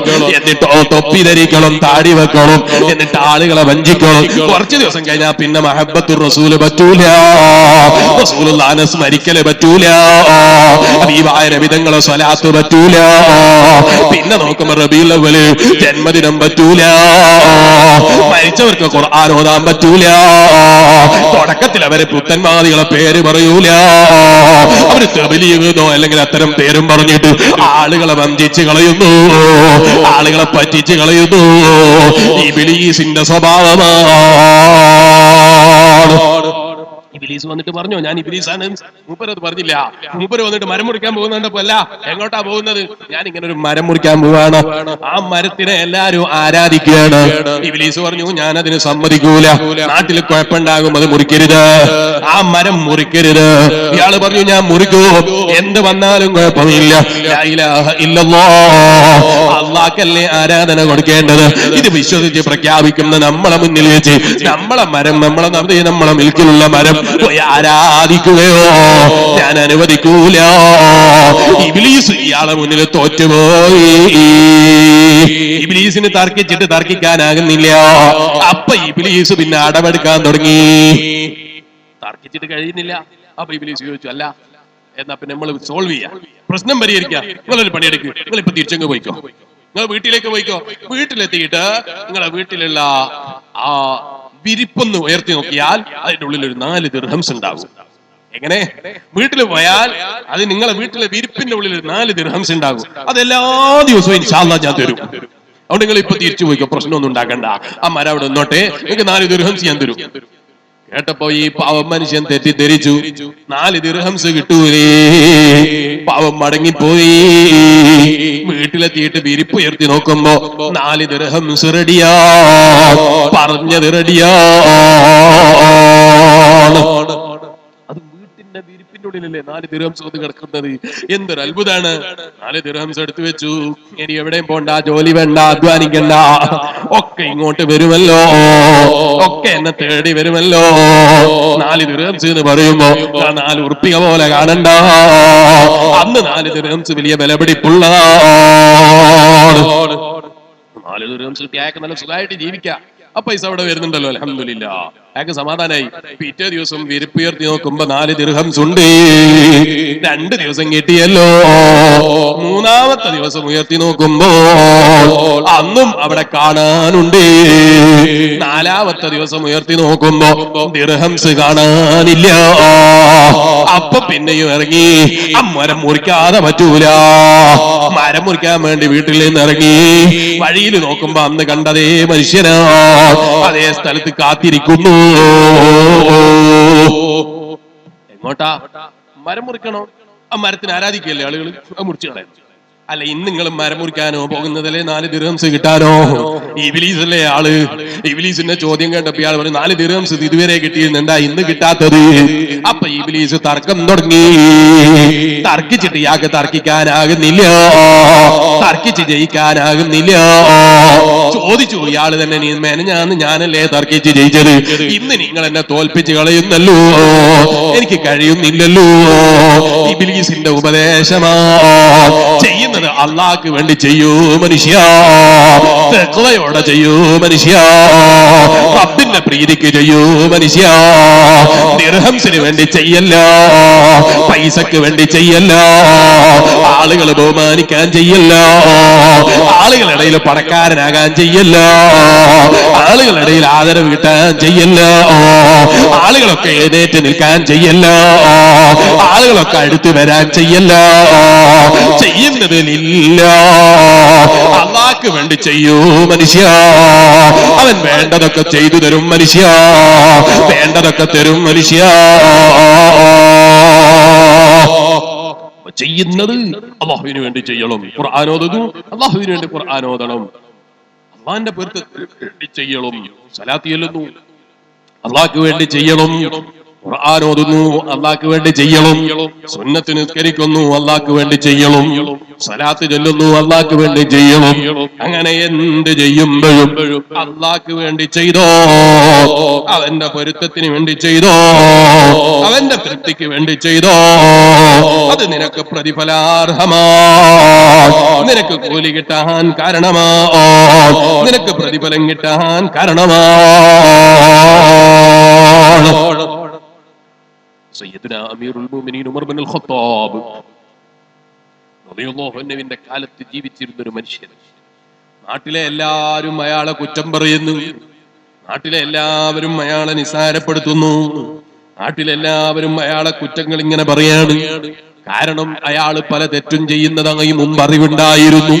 അയാള് തൗബ ചെയ്തതോ, അയാളെ മനസ്സ് നന്നായതോ ഇവരറിയൂല. അയാൾ റബ്ബിലേക്ക് മടങ്ങിയ വിവരം അവരറിയൂല. അത് ഇയാൾ ജീവിതം അത് അല്ലാഹുവിലേക്ക് മടങ്ങിയിട്ടുണ്ടെങ്കിലും കണ്ടാൽ അല്ലാഹനെ സൂക്ഷിച്ച് ജീവിക്കുന്നു എന്ന് തോന്നുന്ന രൂപത്തിൽ അയാളെ ജീവിതം കാഴ്ചവെക്കുന്നില്ല. അയാൾ ആൾക്ക് ജീവിച്ചിരുന്ന ഒരു മനുഷ്യനാ. ഉമർ ഇബ്നുൽ ഖത്താബ് തങ്ങളെ കാലത്ത് ഈ മനുഷ്യനങ്ങ് മരിച്ചു പോയപ്പോൾ നാട്ടുകാരും മറവ് ചെയ്യാനെടുത്തു, കഫൻ ചെയ്തു പോയി. ചെയ്യുമ്പോ പലരും ഇയാളെ കുറ്റം പറയാണോ, പലരും അയാളെ നിസാരപ്പെടുത്തുകയാണ്. അയാളെ മുഖം നോക്കുമ്പോ കറുത്ത മുഖമാ, കറുത്തു വിരുണ്ട മുഖമാണ്. ആ മനുഷ്യൻ മരണത്തിന്റെ സമയമെത്തിയപ്പോ വിളിച്ചു പറയുന്നത് ഒരാൾ കേട്ടിട്ടുണ്ട്. ഞാൻ ഏറ്റവും കൂടുതൽ എന്റെ നാവിൽ അധികരിപ്പിച്ചത് എന്റെ ഹബീബിന്റെ സ്വലാത്താണല്ലോ അല്ലാഹ്, അതുകൊണ്ട് എന്റെ ഹബീബ് എന്നെ കൈയൊഴിക്കൂല എന്ന് വിളിച്ചു പറയുന്ന ശബ്ദം കേട്ടിട്ടുണ്ട്. മരിച്ചു കിടക്കുന്ന മനുഷ്യന്റെ മുഖം കറുത്തു കിടക്കുന്നു. അതാ മരണം കഴിഞ്ഞ് വലിയ ജനങ്ങളൊക്കെ കഫൻ ചെയ്യാതെ നിൽക്കുമ്പോ അതാ ഒരു പക്ഷി ഇങ്ങനെ ചിറക് വിരിക്കുന്നു, മുഖത്തിങ്ങനെ തടവി കൊടുക്കുന്നു. മുഖത്തിന്റെ നിറം മാറിപ്പോയി, മുഖത്ത് പ്രകാശം വന്നുപോയി. ആ മനുഷ്യനെ കൊണ്ടുപോയി ഖബറിലേക്ക് വെക്കുമ്പോൾ, ഖബറിലേക്ക് മൂടാൻ വെക്കുമ്പോൾ, ഖബർ രണ്ടിനുമുണ്ട്, രണ്ട് വീതം കബറുകളുണ്ട്. നമ്മളെ നാട്ടിലൊക്കെ ഉള്ള കബർ എന്ന് പറഞ്ഞാൽ കുഴിച്ചിട്ട് മൂടുവല വെച്ചിട്ട് മൂടിക്കളയുന്ന കബറാണ്. കാരണം നമ്മളെ നാട്ടിലെ കബറല്ല, നടക്കൂല. വലിയ കുഴി ഉണ്ടാക്കിയിട്ട് അതിന്റെ ഉള്ളിലേക്ക് ഒരു ഗുഹ പോലെ ഒരു ദ്വാരം ഉണ്ടാക്കിയിട്ടില്ലേ, അതുണ്ടാക്കിയാൽ ചിലപ്പോൾ അത് പൊളിച്ചു വീഴും. നമ്മളെ നാട്ടിലെ മണ്ണ് ഇതിന് പറ്റൂല. ആ കബർ അങ്ങനെയായിരുന്നു. കബർ കുഴിച്ചിട്ട് അതിന്റെ ഉള്ളിൽ നിന്നൊരു റൂം പോലെ ഒരു ഗുഹ പോലെ ഒരു ഭാഗം ഉണ്ടാക്കിയിട്ടുള്ള കബറാ. ആ കബറിലേക്ക് ഈ മനുഷ്യനെ എങ്ങ് വെച്ചപ്പോൾ, ഈ മനുഷ്യന്റെ മയ്യത്ത് എങ്ങ് വെച്ചപ്പോൾ വാനലോകത്ത് നിന്ന് വിളിച്ചു പറയുന്നു, വാനലോകത്ത് നിന്ന് വിളിച്ചു പറയുന്ന ശബ്ദം കേൾക്കുന്നു. കബറിലേക്ക് വെച്ചിരിക്കുന്ന മനുഷ്യനെ കുറിച്ചറിയോ, അയാളെ കഫൻ തുണിയെ കുറിച്ചറിയോ, അയാളെ ബഹുമാനത്തെ കുറിച്ചറിയോ, അള്ളാന്റെ വജിഹിനെ കരുതി ആരും അറിയാതെ സ്വലാത്ത് ചൊല്ലിയ മനുഷ്യനാ, സ്വലാത്ത് അധികരിപ്പിച്ച മനുഷ്യനാ, സ്വലാത്ത് കൂടുതൽ പതിവാക്കിയ മനുഷ്യനാ. അതിന് അള്ള കൊടുത്ത പവറാ, അള്ള കൊടുത്ത ആദരവാ. ഉമ്മമാരെ, ചോറുണ്ടാക്കുമ്പോ നീ വെറുതെ സമയം കളയണ്ട. ഓ പെങ്ങന്മാരെ, ചായ വെക്കുമ്പോ സമയം വെറുതെ കളയണ്ട. ചൊല്ലിക്കോ സ്വലാത്തു സല്ലല്ലാഹു അലാ മുഹമ്മദ് സല്ലല്ലാഹു അലൈഹി വസല്ലം. എല്ലാവർക്കും അറിയുന്ന സ്വലാത്തല്ലേ. നീ ചായ കാച്ചുമ്പോ ചൊല്ലിക്കോ, ചോറ് വെക്കുമ്പോ ചൊല്ലിക്കോ, വീടടിച്ച് വാരുമ്പോ ചൊല്ലിക്കോ, നീ വീട്ടു ജോലി എടുക്കുമ്പോ ചൊല്ലിക്കോ. വെറുതെ നീ സമയം കൊന്നു കളയണ്ട, വെറുതെ സമയം നശിപ്പിച്ച് കളയണ്ട. അല്ലാഹുവിന്റെ വജിഹിനെ കരുതി, റബ്ബിന്റെ പ്രീതി കരുതി, അല്ലാഹുവിന്റെ പൊരുത്തം കരുതി നീ സ്വലാത്തിനെ അധികരിപ്പിച്ചു. അത് നിന്റെ ജീവിതത്തിലെ വിജയത്തിന് കാരണമാണ്. ഹബീബായ നബി മുഹമ്മദുർ റസൂലുള്ളാഹി, മുഹമ്മദുർ റസൂലുള്ളാഹി, മുഹമ്മദുർ റസൂലുള്ളാഹി സല്ലല്ലാഹു അലൈഹി വസല്ലം തങ്ങളുടെ അടുക്കലേക്ക് ഒരു പുരുഷൻ വന്നു. ജാഅ റജുലുൻ ഇലൻ നബി സല്ലല്ലാഹു അലൈഹി വസല്ലം. ഒരു പുരുഷൻ റസൂലുള്ളാഹിന്റെ അടുക്കൽ വന്ന ഒരാൾ അല്ലാഹുവിന്റെ ഹബീബിന്റെ അടുക്കലേക്ക് വന്നു. വഖാല, എന്നിട്ട് അയാൾ ചോദിച്ചു, യാ റസൂലല്ലാഹ് ഇന്നീ അക്തറു സ്വലാത്ത അലൈക യാ റസൂലല്ലാഹ്, ഞാൻ ധാരാളം സ്വലാത്ത് അധികരിപ്പിക്കുന്നുണ്ട് നബിയേ. ഫകം അജഅലു ലക മിൻ സ്വലാത്തി, എത്ര സ്വലാത്ത് ഞാൻ നിങ്ങൾക്ക് വേണ്ടി ചൊല്ലണം നബിയേ, എത്ര സ്വലാത്ത് നേരണം നബിയേ. ഹബീബായ നബി മുഹമ്മദുർ റസൂലുള്ളാഹി സല്ലല്ലാഹു അലൈഹി വസല്ലം തങ്ങളോട് ചോദിച്ചപ്പോൾ ഹബീബായ നബി തങ്ങളെ മറുപടിയാ, ഖാല മാ ശിഅത, നീ ഉദ്ദേശിക്കുന്നത് പോലെ ചെയ്തോ, നീ ഉദ്ദേശിച്ചതുപോലെ ചെയ്തോ, നിന്റെ ഇഷ്ടാനുസരണം ചൊല്ലിക്കോ, എത്ര അധികരിപ്പാൻ കഴിയോ നീ അധികരിപ്പിച്ചോ. അപ്പൊ ഈ വന്ന മനുഷ്യൻ ചോദിച്ചു, നാലിലൊന്ന് മതിയോ നബിയെ? ദിവസത്തിന്റെ ഒരു നാലിലൊന്ന് ചൊല്ലിയാ മതിയോ? ഹബീബായ നബി തങ്ങളെ മറുപടിയാ, നീ ഉദ്ദേശിക്കുന്നത് പോലെ ചെയ്തോ, നിന്റെ ഇഷ്ടാനുസരണം ചെയ്തോ. നീ അതിനെ അധികരിപ്പിച്ചാലോ അതിന്റെ ഹൈർ നിനക്കാ, എനിക്കല്ല മോനെ. അധികരിപ്പിച്ചോ, അത് നിനക്ക് ഹൈറാണ്.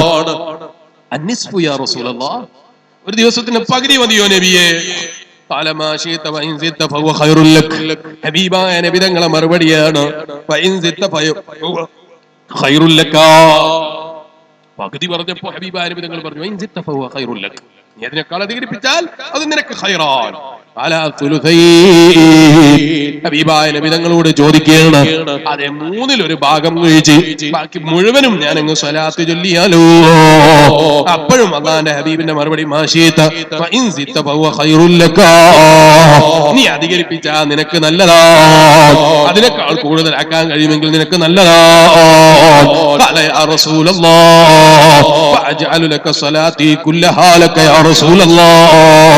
എന്റെ സ്വലാത്ത് മുഴുവൻ സമയവും നിങ്ങൾക്ക് വേണ്ടി ആക്കിയിരിക്കുന്നു നബിയേ. അങ്ങേക്കുള്ള സലാത്താണ് നബിയേ, അങ്ങേക്കുള്ള സലാമാണ് നബിയേ.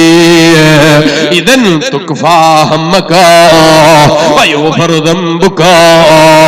നബി മുഹമ്മദുർ റസൂലുള്ളാഹി സല്ലല്ലാഹു അലൈഹി വസല്ലം, മോനെ നീ അങ്ങനെ സ്വലാത്ത് ചൊല്ലിയാൽ, മുഴു സമയവും അല്ലാഹുവിന്റെ റസൂലിന് വേണ്ടി സമർപ്പിച്ചാൽ, എല്ലാ അല്ലാഹുവിന്റെ റസൂലിന്റെ ഇഷ്ടത്തിനനുസരിച്ച് വേണ്ടിയായാൽ, അല്ലാഹുവിന്റെ പ്രീതി പ്രതീക്ഷിച്ചായാൽ, ഹബീബിന്റെ ജീവിതം പകർത്തിയിട്ടായാൽ, ഹബീബിന്റെ പൊരുത്തത്തിനനുസരിച്ചായാൽ, ഹബീബായ നബി സല്ലല്ലാഹു അലൈഹി വസല്ലം നിങ്ങൾ പറയാണ്, ഓ മോനെ നീ ഭയപ്പെടേണ്ടതില്ല. തുഖ്ഫാ ഹമ്മകാ, നിന്റെ ഹമ്മുകളൊക്കെ നീങ്ങിപ്പോയി, നിന്റെ വിഷമങ്ങളൊക്കെ നീങ്ങാനത് കാരണമാണ്, നിന്റെ പ്രയാസങ്ങളൊക്കെ നീങ്ങാനത് കാരണമാണ്. മുസീബത്തിൽ നിന്ന് കാവൽ കിട്ടാൻ നല്ലതാ, വിഷമങ്ങളിൽ നിന്ന് രക്ഷ കിട്ടാൻ നല്ലതാ, നല്ലത് വരാൻ നല്ലതാ. നിന്റെ ദോഷങ്ങൾ പൊറുക്കപ്പെടാൻ നല്ലതാണേ മനുഷ്യ. അതുകൊണ്ട് നിന്റെ ജീവിതം മുഴുവൻ അല്ലാഹുവിന്റെ ഹബീബിനെ വഴിപ്പെട്ടാകട്ടെ, ഹബീബിന്റെ പൊരുത്തത്തിലാകട്ടെ, അവിടുന്ന് കാണിച്ച സുന്നത്തിലാകട്ടെ, അവിടുന്ന് പഠിപ്പിച്ച സുന്നത്തിൽ പ്രതീക്ഷിച്ചിട്ടാകട്ടെ. അങ്ങനെയായിരിക്കണം നമ്മുടെ ജീവിതം. അല്ലാഹുവിന്റെ പൊരുത്തം പ്രതീക്ഷിച്ച് അവന്റെ ഹബീബായ നബി മുഹമ്മദുർ റസൂലുള്ളാഹി സല്ലല്ലാഹു അലൈഹി വസല്ലം തങ്ങളെ പൊരുത്തം പ്രതീക്ഷിച്ച്, ഹബീബായ നബി സല്ലല്ലാഹു അലൈഹി വസല്ലം തങ്ങളുടെ ഇഷ്ടം പ്രതീക്ഷിച്ച് നിങ്ങൾ നന്മകൾ ജീവിതത്തിൽ പതിവാക്കിക്കോ. അത് നിങ്ങൾക്ക് ജീവിതത്തിന്റെ നന്മക്ക് നല്ലതാ. അപ്പൊ ചിലർക്കൊരു സംശയം, നിസ്കരിക്കുമ്പോ പൂർണ്ണമായി ലയിച്ചിട്ട് നിസ്കരിക്കാൻ കഴിയുന്നില്ല, അല്ലാഹുവിൽ ലയിച്ച് നിസ്കരിക്കാൻ കഴിയുന്നില്ല, ഞാനൊക്കെ എന്ത് ചെയ്യുമല്ലോ? അപ്പേ ഞങ്ങൾക്കെല്ലാവർക്കും ഇഖ്ലാസോടെ നിസ്കരിക്കാനുള്ള തൗഫീഖ് നീ നൽകണേ അല്ലാഹ്. ഞാൻ എന്റെ പ്രസംഗം നീട്ടിക്കൊണ്ടു പോകുന്നില്ല. ബഹുമാനപ്പെട്ട സയ്യിദുനാ അലി ഇബ്നു അബീ ത്വാലിബ് റളിയല്ലാഹു അൻഹു, അലി ഇബ്നു അബീ ത്വാലിബ് റളിയല്ലാഹു അൻഹു നബി സല്ലല്ലാഹു അലൈഹി വസല്ലം തങ്ങളുടെ അടുക്കൽ ഇങ്ങനെ ഇരിക്കുമ്പോൾ, കുന്തു ജാലിസൻ മഅ നബി സല്ലല്ലാഹു അലൈഹി വസല്ലം ഫീ ജമാഅത്തിൻ മിന സ്വഹാബ റളിയല്ലാഹു അൻഹു, സഹാബത്തിന്റെ കൂട്ടത്തിൽ ഞാൻ ഇങ്ങനെ നബി സല്ലല്ലാഹു അലൈഹി വസല്ലം തങ്ങളുടെ കൂട്ടത്തിൽ ഇങ്ങനെ ഇരിക്കുമ്പോൾ, റജുലുൻ മിനൽ ബാദിയ, ഒരു ചെറിയ മനുഷ്യൻ, ഒരു ആള് ഞങ്ങളുടെ അടുക്കൽ റസൂലുള്ളാഹിന്റെ അടുക്കലേക്ക് വന്നു. അലൈക്കസ്സലാം യാ റസൂലല്ലാഹ് വഅലൈക ജമീഉൽ ജുലൂസ്, എല്ലാവർക്കും സലാം പറഞ്ഞു അയാള്. തുമ്മ ഖാല, എന്നിട്ട് അയാള് പറഞ്ഞു, അതെ, ഈ മനുഷ്യൻ അല്ലാഹുവിന്റെ ഹബീബായ നബി സല്ലല്ലാഹു അലൈഹി വസല്ലം തങ്ങളോട് ചോദിക്കുകയാണ്, യഅലമു അന്നല്ലാഹു തആല ഖദ് ഫറള അലൈനാ ഖംസ സലവാത്ത്, 5 നേരം അല്ലാഹു തആല നമുക്ക് നിസ്കാരം നിർബന്ധമാക്കി, 5 നേരം നമ്മളോട് നിസ്കരിക്കാൻ വേണ്ടി കൽപ്പിച്ചു. എന്നിട്ടോ ആ നിസ്കാരം കൊണ്ട് നമ്മൾ അല്ലാഹു തആല പരീക്ഷിക്കുകയാണ്. നിസ്കരിക്കാൻ നമ്മളെ കൽപ്പിച്ചു. നിസ്കാരത്തിൽ എഴുന്നേറ്റ് നിന്ന് നോക്കുമ്പോൾ മനസ്സിൽ ദുനിയാവല്ലാത്ത മറ്റു ചിന്തയില്ല, ദുനിയാവല്ലാത്ത മറ്റു ആലോചനയില്ല. അങ്ങനെയാണല്ലോ നമ്മുടെ നിസ്കാരം. പല സമയത്തും നമുക്ക് ഓർമ്മ വരാത്ത, പല സമയത്തും നമ്മൾ ചിന്തിച്ചിട്ട് മറുപടി കിട്ടാത്ത, പല സമയത്തും നമുക്ക് നല്ല റിപ്പോർട്ട് കിട്ടാത്ത എന്തൊക്കെ മറുപടി ഉണ്ടോ, എന്തൊക്കെ കാര്യങ്ങളുള്ളോ, അതിനൊക്കെ മറുപടി കിട്ടുന്നത് നിസ്കാരത്തിലാണ്. അങ്ങനെ പറയുമ്പോ ചിലര് ചിന്തിക്കാണ്, അങ്ങനെയുണ്ടോ, ഇങ്ങനെ ഒരു പ്രശ്നമുണ്ട്, നാളെ നിസ്കരിക്കുമ്പോ ഒന്ന് ആലോചിച്ച് നോക്കണം. നിസ്കരിക്കുമ്പോ ചിന്തിക്കാൻ വേണ്ടി പറഞ്ഞതല്ല. സ്ഥാനത്ത് മനുഷ്യന്റെ മനസ്സങ്ങനെയാ, നിസ്കാരത്തിൽ തന്നെ കേന്ദ്രീകരിക്കാൻ നമുക്ക് സാധിക്കുന്നില്ല. ഈ വന്ന മനുഷ്യൻ പറയാണ്, ഹബീബായ നബി മുഹമ്മദുർ റസൂലുള്ളാഹി സല്ലല്ലാഹു അലൈഹി വസല്ലം തങ്ങളോട്, നബിയെ, പൂർണ്ണമായി ലയിച്ച് നിസ്കരിക്കാൻ എനിക്ക് കഴിയുന്നില്ല, പൂർണ്ണമായി നിന്നിൽ ലയിച്ച് നിസ്കരിക്കാൻ എനിക്ക് സാധിക്കുന്നില്ല, നിന്റെ പൊരുത്തം മാത്രം പ്രതീക്ഷിച്ച് നിസ്കരിക്കാൻ കഴിയുന്നില്ല നബിയേ. അപ്പോഴാണ് അലി ഇബ്നു അബീ ത്വാലിബ് റളിയല്ലാഹു അൻഹു ചോദിക്കുന്നത്, അതെങ്ങനെ നിസ്കരിക്കുമ്പോൾ ദുനിയാവ് ചിന്തിക്കുകയോ? ആ അലി ഇബ്നു അബീ ത്വാലിബ് തങ്ങളുടെ ശരീരത്തിൽ നിന്നല്ലേ അമ്പ് തെറിച്ചപ്പോൾ നിസ്കരിക്കുമ്പോ പറിച്ചെടുത്തു എന്ന് പറഞ്ഞത്? അമ്പ് പറിച്ചെടുത്ത വിവരം അവിടെ നിന്ന് അറിഞ്ഞിട്ടില്ല. ആ നിലക്ക് നിസ്കരിച്ച മഹാനായിരുന്നു സയ്യിദുനാ അലി ഇബ്നു അബീ ത്വാലിബ് റളിയല്ലാഹു അൻഹു. എന്റെ ചെറുപ്പക്കാരെ എഴുന്നേറ്റിരുന്നു, പ്രായമുള്ളവരവിടെ ഇരുന്നോ, ദൂരെ നിൽക്കുന്ന മുഅ്മിനീങ്ങൾ അടുത്തേക്ക് വന്നു. നമുക്ക് അല്ലാഹുവോട് പ്രാർത്ഥിച്ച് പിരിയണം. റബ്ബേ, ഞങ്ങളെ മജ്ലിസ് ദുആക്ക് ഇജാബത്തുള്ള മജ്ലിസായി നീ ഞങ്ങളിൽ നിന്ന് കബൂലാക്കണേ അല്ലാഹ്. അലി ഇബ്നു അബീ ത്വാലിബ് റളിയല്ലാഹു അൻഹുവിന്റെ ചോദ്യമാണ്, അതെങ്ങനെ നിസ്കാരത്തിൽ ഖുശൂ ഇല്ലാതിരിക്കല? അതെങ്ങനെ നിസ്കരിക്കുമ്പോ വേറെ പല ചിന്തകളും മനസ്സിൽ കടന്നു വരല്? നബി സല്ലല്ലാഹു അലൈഹി വസല്ലം തങ്ങൾ ചോദിച്ചു, അലിയേ, നിങ്ങൾക്ക് കഴിയോ പൂർണ്ണമായി അല്ലാഹുവിൽ ലയിച്ച് ഒന്നും ചിന്തിക്കാതെ നിസ്കരിക്കാൻ കഴിയോ? ഒന്നും ആലോചിക്കാതെ നിസ്കരിക്കാൻ കഴിയോ? എന്നാൽ അഴിയേ, നിങ്ങൾക്ക് ഞാനൊരു ബുറുദ തരാൻ കേട്ടോ, ഒരു ഷാളണീച്ച് നിങ്ങൾ ആദരിക്കാൻ കേട്ടോ. ആ നിസ്കാരം ഒന്ന് നിസ്കരിച്ചാൽ ഒരു ഷാളണീച്ച് നിങ്ങളെ ബഹുമാനിക്കാൻ കേട്ടോ. അഷ്റഫുൽ ഖൽഖ് ത്വാഹ മുഹമ്മദുർ റസൂലുള്ളാഹി സല്ലല്ലാഹു അലൈഹി വസല്ലം തങ്ങൾ പറഞ്ഞപ്പോ അലി ഇബ്നു അബീ ത്വാലിബ് റളിയല്ലാഹു അൻഹു പറഞ്ഞു, ഞാൻ നിസ്കരിച്ചോളാം, ഒരു ചിന്തയുമില്ലാതെ പൂർണ്ണമായി അല്ലാഹുവിന്റെ പൊരുത്തം പ്രതീക്ഷിച്ച് ഞാൻ നിസ്കരിക്കാം. അലി ഇബ്നു അബീ ത്വാലിബ് റളിയല്ലാഹു അൻഹു നിസ്കാരം തുടങ്ങി. ഈമാനുള്ള മുഅ്മിനീങ്ങളെ ഒരു റക്അത്ത് നിസ്കരിച്ചു, ഒരു ചിന്തയും മനസ്സിലില്ല. നമ്മളെ പോലെയല്ലല്ലോ, പൂർണ്ണമായി റബ്ബിൽ ലയിച്ച് നിസ്കരിച്ചു. രണ്ടാമത്തെ റക്അത്ത് നിസ്കാരത്തിലെത്തി, ഒരു ചിന്തയുമില്ല. അപ്പോഴാണ് ചെറുതായൊന്ന് മനസ്സിലേക്ക് തോന്നിപ്പോയി, ഇവിടെ എനിക്ക് അല്ലാഹുവിന്റെ റസൂലിന്റെ കയ്യിൽ നിന്ന് ബഹുമാനമുള്ള പുതപ്പ് കിട്ടുമോ, അവിടെ ആദരിച്ച പുതപ്പ് കിട്ടുമോ, അവിടെ ആദരവ് കിട്ടുമോ? അപ്പൊ തന്നെ ചിന്തിച്ചു, നിസ്കാരത്തിലാണല്ലോ. അലി ഇബ്നു അബീ ത്വാലിബ് തങ്ങളെ ചിന്ത എങ്ങ് കൈയൊഴിച്ചു. നിസ്കാരത്തിനിടയിൽ ആ പുതപ്പ് ചെറുതായിട്ടൊന്ന് ഓർമ്മ വന്നു.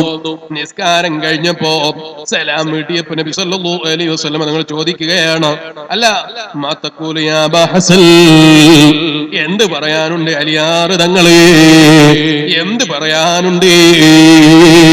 അപ്പൊ അലി ഇബ്നു അബീ ത്വാലിബ് റളിയല്ലാഹു അൻഹുവിന്റെ മറുപടി, ഫഹഖ്ഖക യാ റസൂലല്ലാഹ് ഇന്നി സല്ലൈതു റകഅത്തൽ ഊലാ ഖലിയാ, ഒരു ചിന്തയുമില്ലാതെ ഞാൻ മിൻ കുല്ലി ഹമ്മിൻ വവസ്വസ, എല്ലാ ഹമ്മിൽ നിന്നും എല്ലാ വസ്വാസിൽ നിന്നും എന്റെ മനസ്സിനെ മാറ്റി നിർത്തിയിട്ട് ഒരു റകഅത്ത് ഞാൻ നിസ്കരിച്ചിട്ടുണ്ട് നബിയേ. രണ്ടാമത്തെ റകഅത്ത് ഞാൻ നിസ്കാരം അങ്ങനെ തുടങ്ങിയിട്ടുണ്ട് നബിയേ. പക്ഷെ വഴിയിലെത്തിയപ്പോ തങ്ങൾ പറഞ്ഞ പുതപ്പ് ഓർമ്മ വന്നുപോയി. ആ പുതപ്പിനെ കുറിച്ച് ചിന്തിച്ചു പോയി. അപ്പൊ ഹബീബായ നബി മുഹമ്മദുർ റസൂലുള്ളാഹി സല്ലല്ലാഹു അലൈഹി വസല്ലം തങ്ങളെ മറുപടിയാ, നിങ്ങൾ നിങ്ങളെ ഫർളുകൾ നിസ്കരിക്കൂ, സല്ലൂ ഫർളക്കും വലാ തതകല്ലമൂ, അതിനെക്കുറിച്ച് നിങ്ങൾ സംസാരിക്കണ്ട, പരമാവധി ഖുശൂഓടെ നിസ്കരിച്ചു, പരമാവധി റബ്ബിന്റെ പൊരുത്തം പ്രതീക്ഷിച്ച് നിസ്കരിച്ചു, പരമാവധി റബ്ബിന്റെ പ്രീതി പ്രതീക്ഷിച്ച് നിസ്കരിച്ചു. ഒരു ചിന്തയും മനസ്സിൽ കടത്താതെ റബ്ബിന്റെ പൊരുത്തം പ്രതീക്ഷിച്ച് അമലുകൾ പതിവാക്കിക്കോ. അലി ഇബ്നു അബീ ത്വാലിബ് റളിയല്ലാഹു അൻഹു അടക്കമുള്ള എല്ലാ സ്വഹാബത്തിനെയും ഇരുത്തിയിട്ട് ഹബീബായ നബി തങ്ങളുടെ ഉപദേശമാണ്, ഈമാനുള്ള മുഅ്മിനീ ചെയ്യുന്നത് റബ്ബിന് വേണ്ടി ചെയ്യുക, അവന്റെ പ്രീതിക്ക് വേണ്ടി ചെയ്യുക, അവന്റെ പൊരുത്തത്തിന് വേണ്ടി ചെയ്യുക, ജനങ്ങളെ പ്രീതി കൈയൊഴിക്കുക, ജനങ്ങളെ ആദരവ് കൈയൊഴിക്കുക, അവന്റെ പൊരുത്തം പ്രതീക്ഷിക്കുക, അവന്റെ ആദരവ് പ്രതീക്ഷിക്കുക, അവന്റെ അടുക്കലുള്ള ബഹുമാനം പ്രതീക്ഷിക്കുക. അതല്ലേ യഥാർത്ഥത്തിലുള്ള ബഹുമാനം. ആ ബഹുമാനത്തെ കുറിച്ച് അല്ലാഹുവിന്റെ ഖുർആനും നമ്മളെ പഠിപ്പിക്കുന്നത് യർജൂന തിജാറത്തൻ ലം തബൂർ, നഷ്ടം വരാത്ത കച്ചവടമാണ് കേട്ടോ. അവിടെ ഒരിക്കലും നഷ്ടം വരൂല, നഷ്ടത്തിന്റെ പേടി വേണ്ടതില്ല, പൊട്ടിപ്പോകുമോ എന്ന് ഭയപ്പെടേണ്ടതില്ല. നീ അധ്വാനിച്ചുണ്ടാക്കിയ പണം കൊണ്ടുപോയി ഒരു കച്ചവടം തുടങ്ങുമ്പോ നീ എത്ര ആളുകളെ കൊണ്ടാ ദുആ ചെയ്യിപ്പിച്ചത്, എത്ര ആളുകളോടാ ദുആ കൊണ്ട് പറഞ്ഞത്, എവിടെയൊക്കെയാ നീ വിജയിക്കാൻ നേർച്ചയാക്കിയത്? ഓ മുഅ്മിനായ മനുഷ്യ, ആ നേർച്ചയൊക്കെ ആക്കിയതോടൊപ്പം നീ ഒന്ന് ചിന്തിച്ചു നോക്കൂ. നിസ്കാരം ഒന്ന് ഖുശൂഅോടെ നടക്കണമെന്ന് ചിന്തിച്ച് നീ നേർച്ചയാക്കിയത് എവിടെയാ? റബ്ബിന്റെ പ്രീതിക്ക് വേണ്ടി അമൽ ചെയ്യാനുള്ള മനസ്സ് കിട്ടാൻ നീ അല്ലാഹുവോട് ദുആ ചെയ്യണമെന്ന് പറഞ്ഞ തങ്ങളേതാ, പറഞ്ഞ മുസ്ലിയാരേതാ? നിന്റെ ദുനിയാവിലെ ചെറിയ കച്ചവടത്തിന് നഷ്ടം വരുമെന്ന് പേടിച്ചിട്ട് നീ ദുആ ചെയ്യിപ്പിക്കാത്ത മുസ്ലിയാരുണ്ടോ? ദുആ കൊണ്ട് പറയാത്ത ഉസ്താദുണ്ടോ? നീ പറയാത്ത മുതല്ലിമുണ്ടോ? നീ പറയാത്ത തങ്ങന്മാരുണ്ടോ? എന്നിട്ട് നിനക്ക് സമാധാനമുണ്ടോ? 2 വർഷം തുടർച്ചയായി നീ വിദേശത്ത് നിന്നില്ലേ, ഭാര്യനെ കണ്ടിട്ടില്ല, മക്കളെ കണ്ടിട്ടില്ല, പണമെറിഞ്ഞു തുടങ്ങിയ കടയല്ലേ, അത് പൂട്ടിപ്പോകുമോ എന്നുള്ള പേടിയാ, നഷ്ടം വരുമോ എന്നുള്ള പേടിയാ. നഷ്ടം വരാത്തൊരു കച്ചവടമില്ലേ, നഷ്ടം വരൂല ഉറപ്പുള്ളൊരു കച്ചവടമില്ലേ? ആ കച്ചവടത്തെ കുറിച്ചാ ഖുർആൻ പറഞ്ഞത്. നിങ്ങൾ ഖുർആനോത്ത് അധികരിപ്പിച്ചു, ധാരാളം ഖുർആനോദിക്കൂ, റബ്ബിന്റെ പൊരുത്തം പ്രതീക്ഷിച്ച് ഖുർആനോത്ത് അധികരിപ്പിച്ചു. അബൂ ഹുറൈറ റളിയല്ലാഹു അൻഹു റിപ്പോർട്ട് ചെയ്തൊരു ഹദീസ് കാണാം. സമീഅതു റസൂലുള്ളാഹി സ്വല്ലല്ലാഹു അലൈഹി വസല്ലം, അല്ലാഹുവിന്റെ റസൂൽ പറയുന്നതായി ഞാൻ കേട്ടു, അല്ലാഹുവിന്റെ ഹബീബായ നബി തങ്ങൾ പറയുന്നതായി ഞാൻ കേട്ടു. മൻ കാന യർജു ലിഖാ അല്ലാഹ്, നിങ്ങൾ ആരെങ്കിലും അല്ലാഹുവിന്റെ പൊരുത്തം പ്രതീക്ഷിക്കുന്നുണ്ടോ, റബ്ബിന്റെ ലിഖാഅ് പ്രതീക്ഷിക്കുന്നുണ്ടോ, അല്ലാഹുവിനെ കാണണമെന്ന് ആശിക്കുന്നുണ്ടോ, ഫയുക്രിം അഹ്ലല്ലാഹ്, അല്ലാഹുവിന്റെ അഹ്ലിനെ ആദരിച്ചു, അല്ലാഹുവിന്റെ അഹ്ലിനെ ബഹുമാനിച്ചു. ലം യകുൽ ലഹു കുഫുവൻ അഹദ്, അവനിക്കൊരു മക്കളില്ല. ലം യൂലദ് വലം യലിദ്, അവനിക്കൊരാളും ജനിച്ചിട്ടില്ല, അവനിക്ക് മക്കളുണ്ടാകൂല, അവനാരെയും മോനല്ല, ഒരു ബാപ്പാക്കും ജനിച്ചതല്ല, ഒരു ഉമ്മാന്റെ കുട്ടിയുമല്ല, അവനിക്ക് അങ്ങനെ ഒരു കുടുംബമില്ല. ഇത് കേട്ടപ്പോ സഹാബത്ത് എണീറ്റ് ചോദിക്കുന്നു, യാ റസൂലല്ലാഹ്, ആരാണ് നബിയേ അഹ്ലുല്ലാഹ്? അല്ലാഹുവിന്റെ അഹ്ല് എന്ന് പറഞ്ഞത് ആരെ കുറിച്ചാണ് നബിയേ? അങ്ങനെ ഒരു അഹ്ലുണ്ടോ നബിയേ? നഅം, അല്ലാഹുവിന്റെ ഹബീബ് പറയുന്നുണ്ട് സഹാബ. മൻഹും യാ റസൂലല്ലാഹ്, അതാരാണ് നബിയേ? അതാരാണെന്ന് പരിചയപ്പെടുത്തി തരൂ നബിയേ. ഹബീബായ നബി മുഹമ്മദുർ റസൂലുള്ളാഹി സ്വല്ലല്ലാഹു അലൈഹി വസല്ലം നിങ്ങളെ മറുപടിയാണ്, അഹ്ലുല്ലാഹി ഫിദ്ദുനിയാ അല്ലദീന യഖറഊനൽ ഖുർആൻ. ദുനിയാവിൽ അല്ലാഹുവിന്റെ അഹ്ല് എന്ന് പറഞ്ഞാൽ ആരാണെന്ന് അറിയണോ ഉമ്മ? ആരാണെന്ന് അറിയണോ പെങ്ങളെ?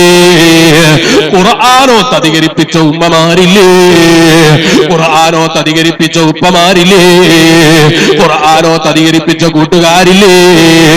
അവരാണ് സഹാബ. അവര് അല്ലാഹുവിന്റെ അഹ്ലാ. ഖുർആൻ ഓതുന്നവരെ ബഹുമാനിച്ചു, ഖുർആൻ ഓതറിയുന്നവരെ ബഹുമാനിച്ചു, പണ്ഡിതന്മാരെ ആദരിച്ചു, ഹാഫിളീങ്ങളെ ബഹുമാനിച്ചു. അവർക്കുള്ള ബഹുമാനം അല്ലാഹുവിന്റെ അഹ്ല് പോലെയാ. അവർക്ക് റബ്ബിന്റെ അടുക്കൽ വലിയ ബഹുമാനമുണ്ട്. അല്ലാഹുവിനെ കാണണമെന്ന് ആശയുണ്ട്. ഖുർആൻ ഓതുന്നവരെ ബഹുമാനിച്ചു, ഉമ്മമാരെ ചെറ്റക്കുടിലിൽ ജീവിക്കുമ്പോ ഓടുമേഞ്ഞ വീട്ടിൽ ജീവിച്ചപ്പോൾ ഉമ്മാമ്മമാരെ ഓലമേഞ്ഞ വീടില്ലായിരുന്നു, ആ വീട്ടിൽ നിങ്ങൾ ജീവിച്ചില്ലായിരുന്നു. അന്ന് നിങ്ങൾ ഖുർആൻ ഓതിയില്ലേ? ഖുർആൻ അധികരിപ്പിച്ചില്ലേ? മഗ്രിബ് ഇശാഇന്റെ ഇടയിൽ ഖുർആൻ ഓതിയില്ലേ? മക്കളെ വിളിച്ച് ഖുർആൻ ഓതിപ്പിച്ചില്ലേ? മഗ്രിബ് ഇശാഇന്റെ ഇടയിൽ പുറത്തേക്ക് ഇറങ്ങല്ല മക്കളെ, ഖുർആൻ ഓതെന്ന് പറഞ്ഞു മക്കളെ ഇരുത്തി ഖുർആൻ ഓതിപ്പിച്ചില്ലേ? വലിയ ബഹുമാനമുള്ള സമയമാ, ആ ആദരവ് നിങ്ങൾ വകവെച്ചു കൊടുത്തില്ലേ? അങ്ങനെ അള്ളാഹ്ക്ക് നിങ്ങൾ ശുക്ർ ചെയ്തപ്പോ ലഇൻ ശകർതും ലഅസീദന്നകും, നിങ്ങൾക്ക് അല്ലാഹു തആല എത്തി തന്നു.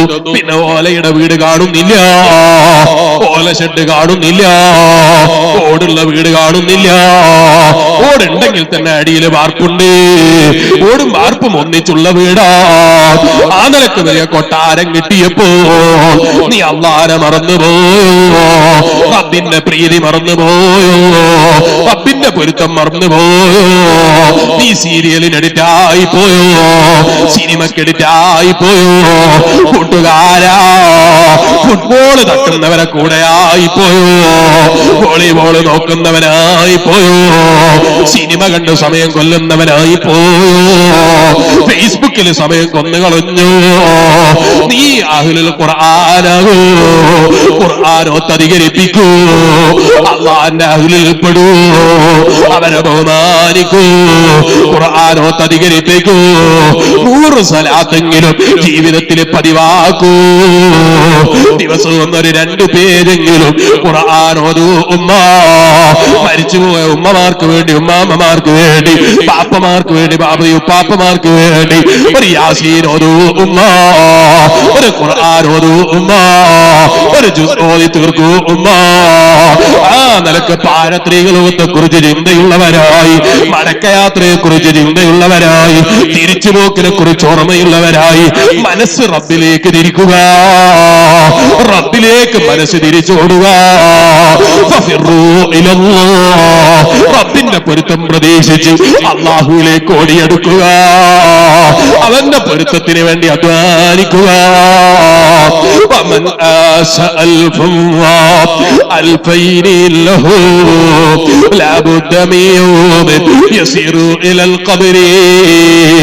ആയിരം കൊല്ലം ജീവിച്ചിട്ട് കാര്യമുണ്ടോ മനുഷ്യ? 2000 കൊല്ലം ജീവിച്ചു എന്ന് പറഞ്ഞിട്ട് കാര്യമുണ്ടോ മനുഷ്യ? നിന്റെ ജീവിതത്തിൽ നീ ഉണ്ടാക്കിയ അമലെന്തുണ്ട് മനുഷ്യ? അതല്ലാതെ നിന്റെ റബ്ബ് ചോദിക്കൂല, നിന്റെ റബ്ബ് അന്വേഷിക്കൂല. ആ ഒരു വിജയത്തിന് വേണ്ടിയുള്ള അധ്വാനത്തിന് സമയം കാണുമ്പമാരെ വിലപിടിപ്പുള്ള സാരി വേണമല്ലേ, വിലപിടിപ്പുള്ള ചൂരിദാർ വേണമല്ലേ, വിലപിടിപ്പുള്ള ചോളി വേണമല്ലേ, കമ്പനിയുടെ ചെരുപ്പല്ലാതെ പറ്റൂല അല്ലേ, കമ്പനിയുടെ പെണ്ണല്ലാതെ പറ്റൂല അല്ലേ, നല്ല ബ്രാൻഡിന്റെ പൊതി ഫോണല്ലാതെ പറ്റൂല അല്ലേ, നിന്നെ പൊതിയുന്ന മയ്യത്തിന്റെ തുണിയുന്ന കഫൻ തുണിയില്ലേ, കഫൻ തുണിയെ കുറിച്ച് നീ മറന്നുപോയോ? അതിന്റെ ബ്രാൻഡ് ആരും നോക്കാറില്ല, അതിന്റെ കമ്പനി നോക്കാറില്ല, അതിന്റെ വില നോക്കാറില്ല, അത് വാങ്ങാൻ നിന്റെ പൈസ സ്വീകരിക്കൂല. നിനക്ക് വേണ്ടി ആരോ എവിടെയോ മയ്യത്തിന്റെ കഫൻ തുണി വാങ്ങാൻ കാത്തിരിക്കുന്നുണ്ടേ മനുഷ്യ. ആ കഫൻ തുണി നിനക്ക് വേണ്ടി ആരോ വാങ്ങാതിരിക്കൂല. അവരാരും ബ്രാൻഡ് ചോദിക്കൂല, കമ്പനി ചോദിക്കൂല. ഞെരിയാടിക്ക് താഴെയല്ലാതെ പേൻസ് പറ്റൂല അല്ലേ ചെറുപ്പക്കാരാ? നിന്റെ പേന് സിനിമാ നടന്മാരെ ഫാഷനല്ലാതെ പറ്റൂല അല്ലേ കൂട്ടുകാരാ? കൈക്ക് ഒരു മോതിരം മതിയെ പറ്റൂന്ന് പറയുമ്പോ 1 അല്ല 2 ഞാൻ ധരിച്ചാൽ എന്ത് വരൂന്ന് മുസ്ലിയാരെ ചോദ്യം ചെയ്യുന്ന കൂട്ടുകാരാ, നിന്റെ മോതിരം എവിടെ? നിന്റെ അഹങ്കാരത്തിന്റെ റിങ് എവിടെ? സിനിമാ നടന്മാര് കാണിച്ചു തന്ന മോതിരങ്ങൾ എവിടെ? സ്വർണത്തിന്റെ മോതിരം ധരിച്ചാൽ ആകാശ ആകാശം ഇടിഞ്ഞു വീഴുമോന്ന് നീ ചോദിച്ചില്ലേ കൂട്ടുകാരാ? നീ ധരിച്ച മോതിരം എവിടെ? നീ വലിയ ബ്രാൻഡോടെ ധരിച്ച് ആളുകളെ മുന്നിൽ വലിയ ശൈലിക്കാൻ വേണ്ടി നീ വില കൊടുത്തു വാങ്ങിയ കുപ്പായമില്ലേ? ആ കുപ്പായം എവിടെ കൂട്ടുകാരാ? നീ ഇഷ്ടപ്പെട്ടിരുന്നൊരു പാന്റില്ലേ? ആ പാന്റ് എവിടെ കൂട്ടുകാരാ? നീ ഞെരിയാണിക്ക് ചുവട്ടിൽ കൊടുക്കാൻ വേണ്ടി വലിയ കരയുള്ള തുണി വാങ്ങിയില്ലേ? ആ തുണി എവിടെ കൂട്ടുകാരാ? ആ തുണി എവിടെ വെച്ചു കൂട്ടുകാരാ? ആരും അതെടുക്കൂല, ആരും അത് തിരിഞ്ഞു നോക്കൂല. ചിലപ്പോ മയ്യത്ത് കുളിപ്പിക്കാൻ വേണ്ടി കൊണ്ടുപോകുമ്പോ നിന്റെ അതേ കൗതേ നിന്റെ ശരീരത്തിലുള്ള വെള്ളം ഒലിച്ച് ശരീരത്തിൽ ഉറ്റുമ്പത്തെറിക്കാതിരിക്കാൻ നിന്റെ വിലയുടെ പിടിപ്പുള്ള തുണിയെടുത്തിട്ട് അവൻ നിന്നെ കുളിപ്പിച്ചില്ലേ? അവനാ കൊണ്ടുപയോഗിച്ചില്ലേ? നീ മയ്യത്തായി കിടക്കുമ്പോ ആ കപന്തുണി നിനക്ക് ഉപയോഗിച്ചില്ലോ? ആ വിലപിടിപ്പുള്ള തുണി ഉപയോഗിച്ചില്ലോ? ഭാര്യ തേച്ചു തന്നിട്ട് ചുളിവ് നീരാത്തത് കൊണ്ട് ഭാര്യനോട് നിനക്ക് വെറുപ്പ് പിടിച്ചില്ലേ? ഭാര്യന്റെ മുഖത്ത് നോക്കിയിട്ട് നീ കരത്ത് സംസാരിച്ചില്ലേ? അല്പം കുപ്പായത്തിൽ കളറ് കൂടിപ്പോയപ്പോ, നീലം കൂടിപ്പോയപ്പോ എവിടെ നോക്കിയിട്ട് ആ തിരുമ്പിയത് എന്ന് ചോദിച്ചില്ലേ? അലക്കിയത് എന്ന് ചോദിച്ചില്ലേ? നല്ല നീലമുള്ള കൊടി തുണി കൊണ്ടുവന്നു നിന്നെ കഫൻ ചെയ്തില്ലേ മനുഷ്യ? ഓ ഉമ്മമാരെ, നിങ്ങൾക്ക് പറ്റൂല അല്ലേ? നല്ല പർദ്ദ ധരിച്ചു, മുഖമൂടി ധരിച്ചു, നിന്റെ ഭംഗി കൊണ്ടുപോയി നാട്ടുകാർക്ക് പ്രദർശിപ്പിക്കണ്ട. ഭർത്താവിന്റെ മുമ്പിൽ നീ എങ്ങനെയും ഭംഗി പ്രദർശിപ്പിച്ചു. മുസ്ലിയാര് വയല് പറഞ്ഞു തന്നിട്ട് നിനക്കത് പറ്റിയില്ല അല്ലേ? നിനക്ക് ആ ചൂരിദാറ് തന്നെ വേണമല്ലേ? ജനങ്ങളെ മുന്നിൽ നിന്റെ ഭംഗി കാണിച്ച് നാട്ടുകാരെ പേപ്പിക്കണമല്ലേ? ജനങ്ങളെ കണ്ണു തെറ്റിക്കണമല്ലേ? ചോദിക്കട്ടെ പെങ്ങളെ, ആ ചുരിദാറിന് പിന്നെ വിലയുണ്ടോ? നിന്റെ ചോളിക്ക് നിന്നെ വിലയുണ്ടോ? നീ വാങ്ങിയ വസ്ത്രത്തിന് പിന്നെ വിലയുണ്ടോ? ആ വസ്ത്രത്തിനൊരു വിലയുമില്ല. പിന്നെ നിന്നെ പൊതിയുന്നതോ നീ നിസ്കരിക്കാൻ മടിച്ചിട്ട് കൊട്ടയിൽ പൂട്ടി വെച്ച് റൂമിൽ വെച്ചിരിക്കുന്ന നിസ്കാര കുപ്പായമില്ലേ പെങ്ങള്? നീ അത് എടുക്കാതെ പോയ, 5 നേരം കാണാതെ പോയ നിസ്കാര കുപ്പായമില്ലേ ഉമ്മ? ആ നിസ്കാര കുപ്പായത്തിൽ നിന്നെ പൊതിഞ്ഞു പോയില്ലേ? നിന്നെ ചുറ്റിപ്പോയില്ലേ? നിന്നെ കെട്ടിപ്പോയില്ലേ? ആ കഫന്തുണിയെ കുറിച്ച് നീ മറന്നുപോയോ? നീ അതിനെ കുറിച്ച് ഓർത്തില്ല. ഓ ചെറുപ്പക്കാരാ, പള്ളിയിലെ ഉസ്താദ് നിസ്കരിക്കാൻ വിളിച്ചപ്പോ നീ നിസ്കാരത്തിന് വില കൊടുത്തില്ലോ? നീ പണമുണ്ടാക്കേണ്ട തിരക്കിലാണല്ലേ? നിന്റെ ജോലി തിരക്കിലാണല്ലേ? നിസ്കാരം കളാക്കിയ കൂട്ടുകാരാ, നിസ്കരിക്കുമ്പോ പോലും അഹങ്കരിച്ച് നീ താഴ്ത്തി വെച്ച പേന്നൊന്ന് കയറ്റാൻ നിന്നെ കൊണ്ട് സാധിച്ചില്ല അല്ലേ? തലയിലൊന്നെടുത്ത് മറക്കാൻ നിനക്കൊരു തൊപ്പി കിട്ടിയില്ല അല്ലേ? ഒന്ന് അള്ളാന്റെ നബി ഹബീബിനെ സ്നേഹിച്ച് അവിടുത്തെ സുന്നത്ത് വാർത്ത് ജീവിക്കണമെന്നൊരു ചിന്ത നിനക്കില്ലാതെ പോയി അല്ലേ? മടങ്ങിക്കോ അള്ളാഹുവിലേക്ക്, അതേ തിരിഞ്ഞോ അള്ളാഹുവിലേക്ക്. പൊരുത്തം അവരിൽ നിന്ന് പ്രതീക്ഷിച്ചോ, അവന്റെ പൊരുത്തത്തിന് വേണ്ടി അധ്വാനിച്ചോ. അനിൽ ബിർരി വത്തഖ്വാ, തഖ്വക്ക് പരസ്പരം സഹകരിച്ചു, നന്മക്ക് പരസ്പരം സഹകരിച്ചു. നാട്ടിലെ പാവപ്പെട്ട പെൺകുട്ടികളെ കല്യാണത്തിന് നീ ഒന്നിച്ച് സഹകരിച്ചു. വയലിന്റെ സദസ്സിന് നീ ഒന്നിച്ച് സഹകരിച്ചു. സിനിമക്ക് വിളിക്കുന്ന കൂട്ടുകാരെല്ലാം നീ കൂടി പോകല്ല, അവന്റെ പിന്നാലെ പോകല്ലോ. വിജയം കൈവരിക്കുന്നവരുടെ അടയാളമായി ഇമാം അബുൽ ലൈസ് റളിയല്ലാഹു പറയുന്നത് അവര് ധാരാളം ഖുർആൻ ഓതുന്നവരാ. അവരെ ചങ്ങാതിമാരോ, അവരെ കൂട്ടുകാരോ, അവരും ഖുർആൻ ഓതുന്നവരാ, നന്മകൾ ചെയ്യുന്നവരാ. നന്മ ചെയ്യുന്നവരെ കൂട്ടുചേർക്കുക. ആലിമീങ്ങളോടുള്ള പുച്ഛം ഒഴിവാക്കുക. ആ മുതഅല്ലിം പള്ളി ദർസിൽ പഠിക്കുന്നവനല്ലേ? ഓന്റെ കയ്യിൽ ഒരു പണമില്ലല്ലോ. നീ അത് ചിന്തിച്ച് മുതഅല്ലിമിനെ നിസാരപ്പെടുത്തിയിട്ട് നല്ല കൂട്ടുകെട്ട് കൈയൊഴിക്കല്ല മനുഷ്യ. പള്ളിയിലെ ഉസ്താദുമായൊരു സുഹബത്തുണ്ടാക്കൂ. പള്ളിയിലെ മുഅദ്ദിനോട് നല്ല നിലക്ക് പെരുമാറൂ. മുഅദ്ദിന് മുക്രിയല്ലേ? അയാൾക്ക് 3000 ശമ്പളമുള്ളയാളല്ലേ? ഞാൻ 3 ലക്ഷം ഗൾഫിൽ നിന്ന് ശമ്പളം വാങ്ങുന്നവനല്ലേ? അഹങ്കാരത്തിന്റെ ചിന്ത കൈവയ്ക്ക് മനുഷ്യ. മുഅദ്ദിനിന്റെ ബഹുമാനമറിയോ? നാട്ടിലെ സർവ്വവൃക്ഷങ്ങളും ബാക്കി കേട്ടിട്ട് അയാൾക്ക് ദുആ ചെയ്തില്ലേ? സർവ്വജീവികളും പ്രാർത്ഥന നടത്തിയില്ലേ? ശമ്പളം കുറവാണെങ്കിലും അള്ളാന്റെ അടുക്കൽ വലിയ ബഹുമാനമാണ് കേട്ടോ. അത്തരം ആളുകളെ സ്വഹബത്തിന് ചേർക്കുക, അത്തരം ആളുകളുമായി ലോക്യം ചേരുക, അത്തരം ആളുകളുമായി കൂട്ടുകെട്ടുക, നന്മയ്ക്ക് വേണ്ടി ഒന്നിക്കുക, തിന്മകളിൽ നിന്ന് അകന്നു നിൽക്കുക, റബ്ബിന്റെ പൊരുത്തം പ്രതീക്ഷിച്ച് ജീവിതം നയിക്കുക. റബ്ബേ, ഞങ്ങൾ നിന്റെ പാപികളായ അടിമകളാണ്. ഞങ്ങളുടെ ജീവിതത്തിൽ അറിഞ്ഞോ അറിയാതെയോ രഹസ്യമായോ പരസ്യമായോ എന്ത് തെറ്റ് സംഭവിച്ചോ നീ അർഹമുർ റഹീമീനല്ല അല്ലാ. അടിമകളായ ഞങ്ങൾക്ക് പൊറുക്കണേ അല്ലാ, മാപ്പ് തരണേ അല്ലാ, ഞങ്ങളെ കൈയൊരിക്കരുതേ അല്ലാ. നിന്റെ പൊരുത്തം കിട്ടുന്ന സാലിഹീകളിൽ ഞങ്ങളെ പെടുത്തണേ അല്ലാ. ഞങ്ങളെ ഉമ്മമാരെ പെടുത്തണേ അല്ലാ, ഞങ്ങളെ ബാപ്പമാരെ പെടുത്തണേ അല്ലാ, ഭാര്യ മക്കളെ പെടുത്തണേ അല്ലാ, ജ്യേഷ്ഠാനുജന്മാരെ പെടുത്തണേ അല്ലാ. ഞങ്ങളെ വയലിന്റെ സദസ്സിൽ സ്നേഹിച്ചൊരുമിച്ച് കൂടുന്ന മോമിനികളെ പെടുത്തണേ അല്ലാ, മോമിനാത്തുകളെ പെടുത്തണേ അല്ലാ. പരാജയം കൈവരിക്കുന്നവരിൽ നീ ഞങ്ങളെ പെടുത്തല്ല അല്ലാ, നീ ഉൾപ്പെടുത്തല്ല അല്ലാ. നിന്റെ ലിഖാഅ് പ്രതീക്ഷിച്ച് അമൽ ചെയ്യുന്ന സാലിഹീകളിൽ ഞങ്ങളെ പെടുത്തി തരണേ അല്ലാ. ഞങ്ങളെ നന്നാക്കി തരണേ അല്ലാ. ഞങ്ങളെ മനസ്സ് ശുദ്ധീകരിക്കണേ അല്ലാ. ഞങ്ങളെ ഹൃദയം നന്നാക്കണേ അല്ലാ. ജീവിതം നന്നാക്കണേ അല്ലാ. ഇസ്ലാമിനെ തെറ്റിദ്ധരിച്ച് തെറിവിളിക്കുന്നവരുണ്ടെങ്കിൽ അവർക്ക് ഇസ്ലാമിനെ കുറിച്ച് പഠിക്കാൻ അവസരം കൊടുക്കണേ അല്ലാ. ഞങ്ങൾ ആലിമീങ്ങളെ തെറിവിളിക്കുന്നവരുണ്ടെങ്കിൽ അവർക്കും നീ വിവരം കൊടുക്കണേ അല്ലാ. നന്നാക്കണേ അല്ലാ. ഇല്ലെങ്കിൽ അവരെ ചെറുവിൽ നിന്ന് ഈ സമുദായത്തിനെ കാക്കണേ അല്ലാ. അല്ലാഹുവിനോട് ദുആ ചെയ്ത് പിരിയണം. അല്ലാഹു നമ്മുടെ മജ്ലിസ് ദുആക്ക് ഇജാബത്തുള്ള മജ്ലിസായി നമ്മിൽ നിന്ന് ഖബൂൽ ചെയ്യുമാറാകട്ടെ. നമ്മളൊക്കെ നല്ല മനസ്സോടെ ആമീൻ പറയണം. ആമീനാണ് എന്റെ പ്രതീക്ഷ. അല്ലാഹു നമ്മുടെ സർവ്വ സദസ്സുകളും മഖ്ബൂലായ സദസ്സുകളുടെ കൂട്ടത്തിൽ പെടുത്തി അനുഗ്രഹിക്കുമാറാകട്ടെ.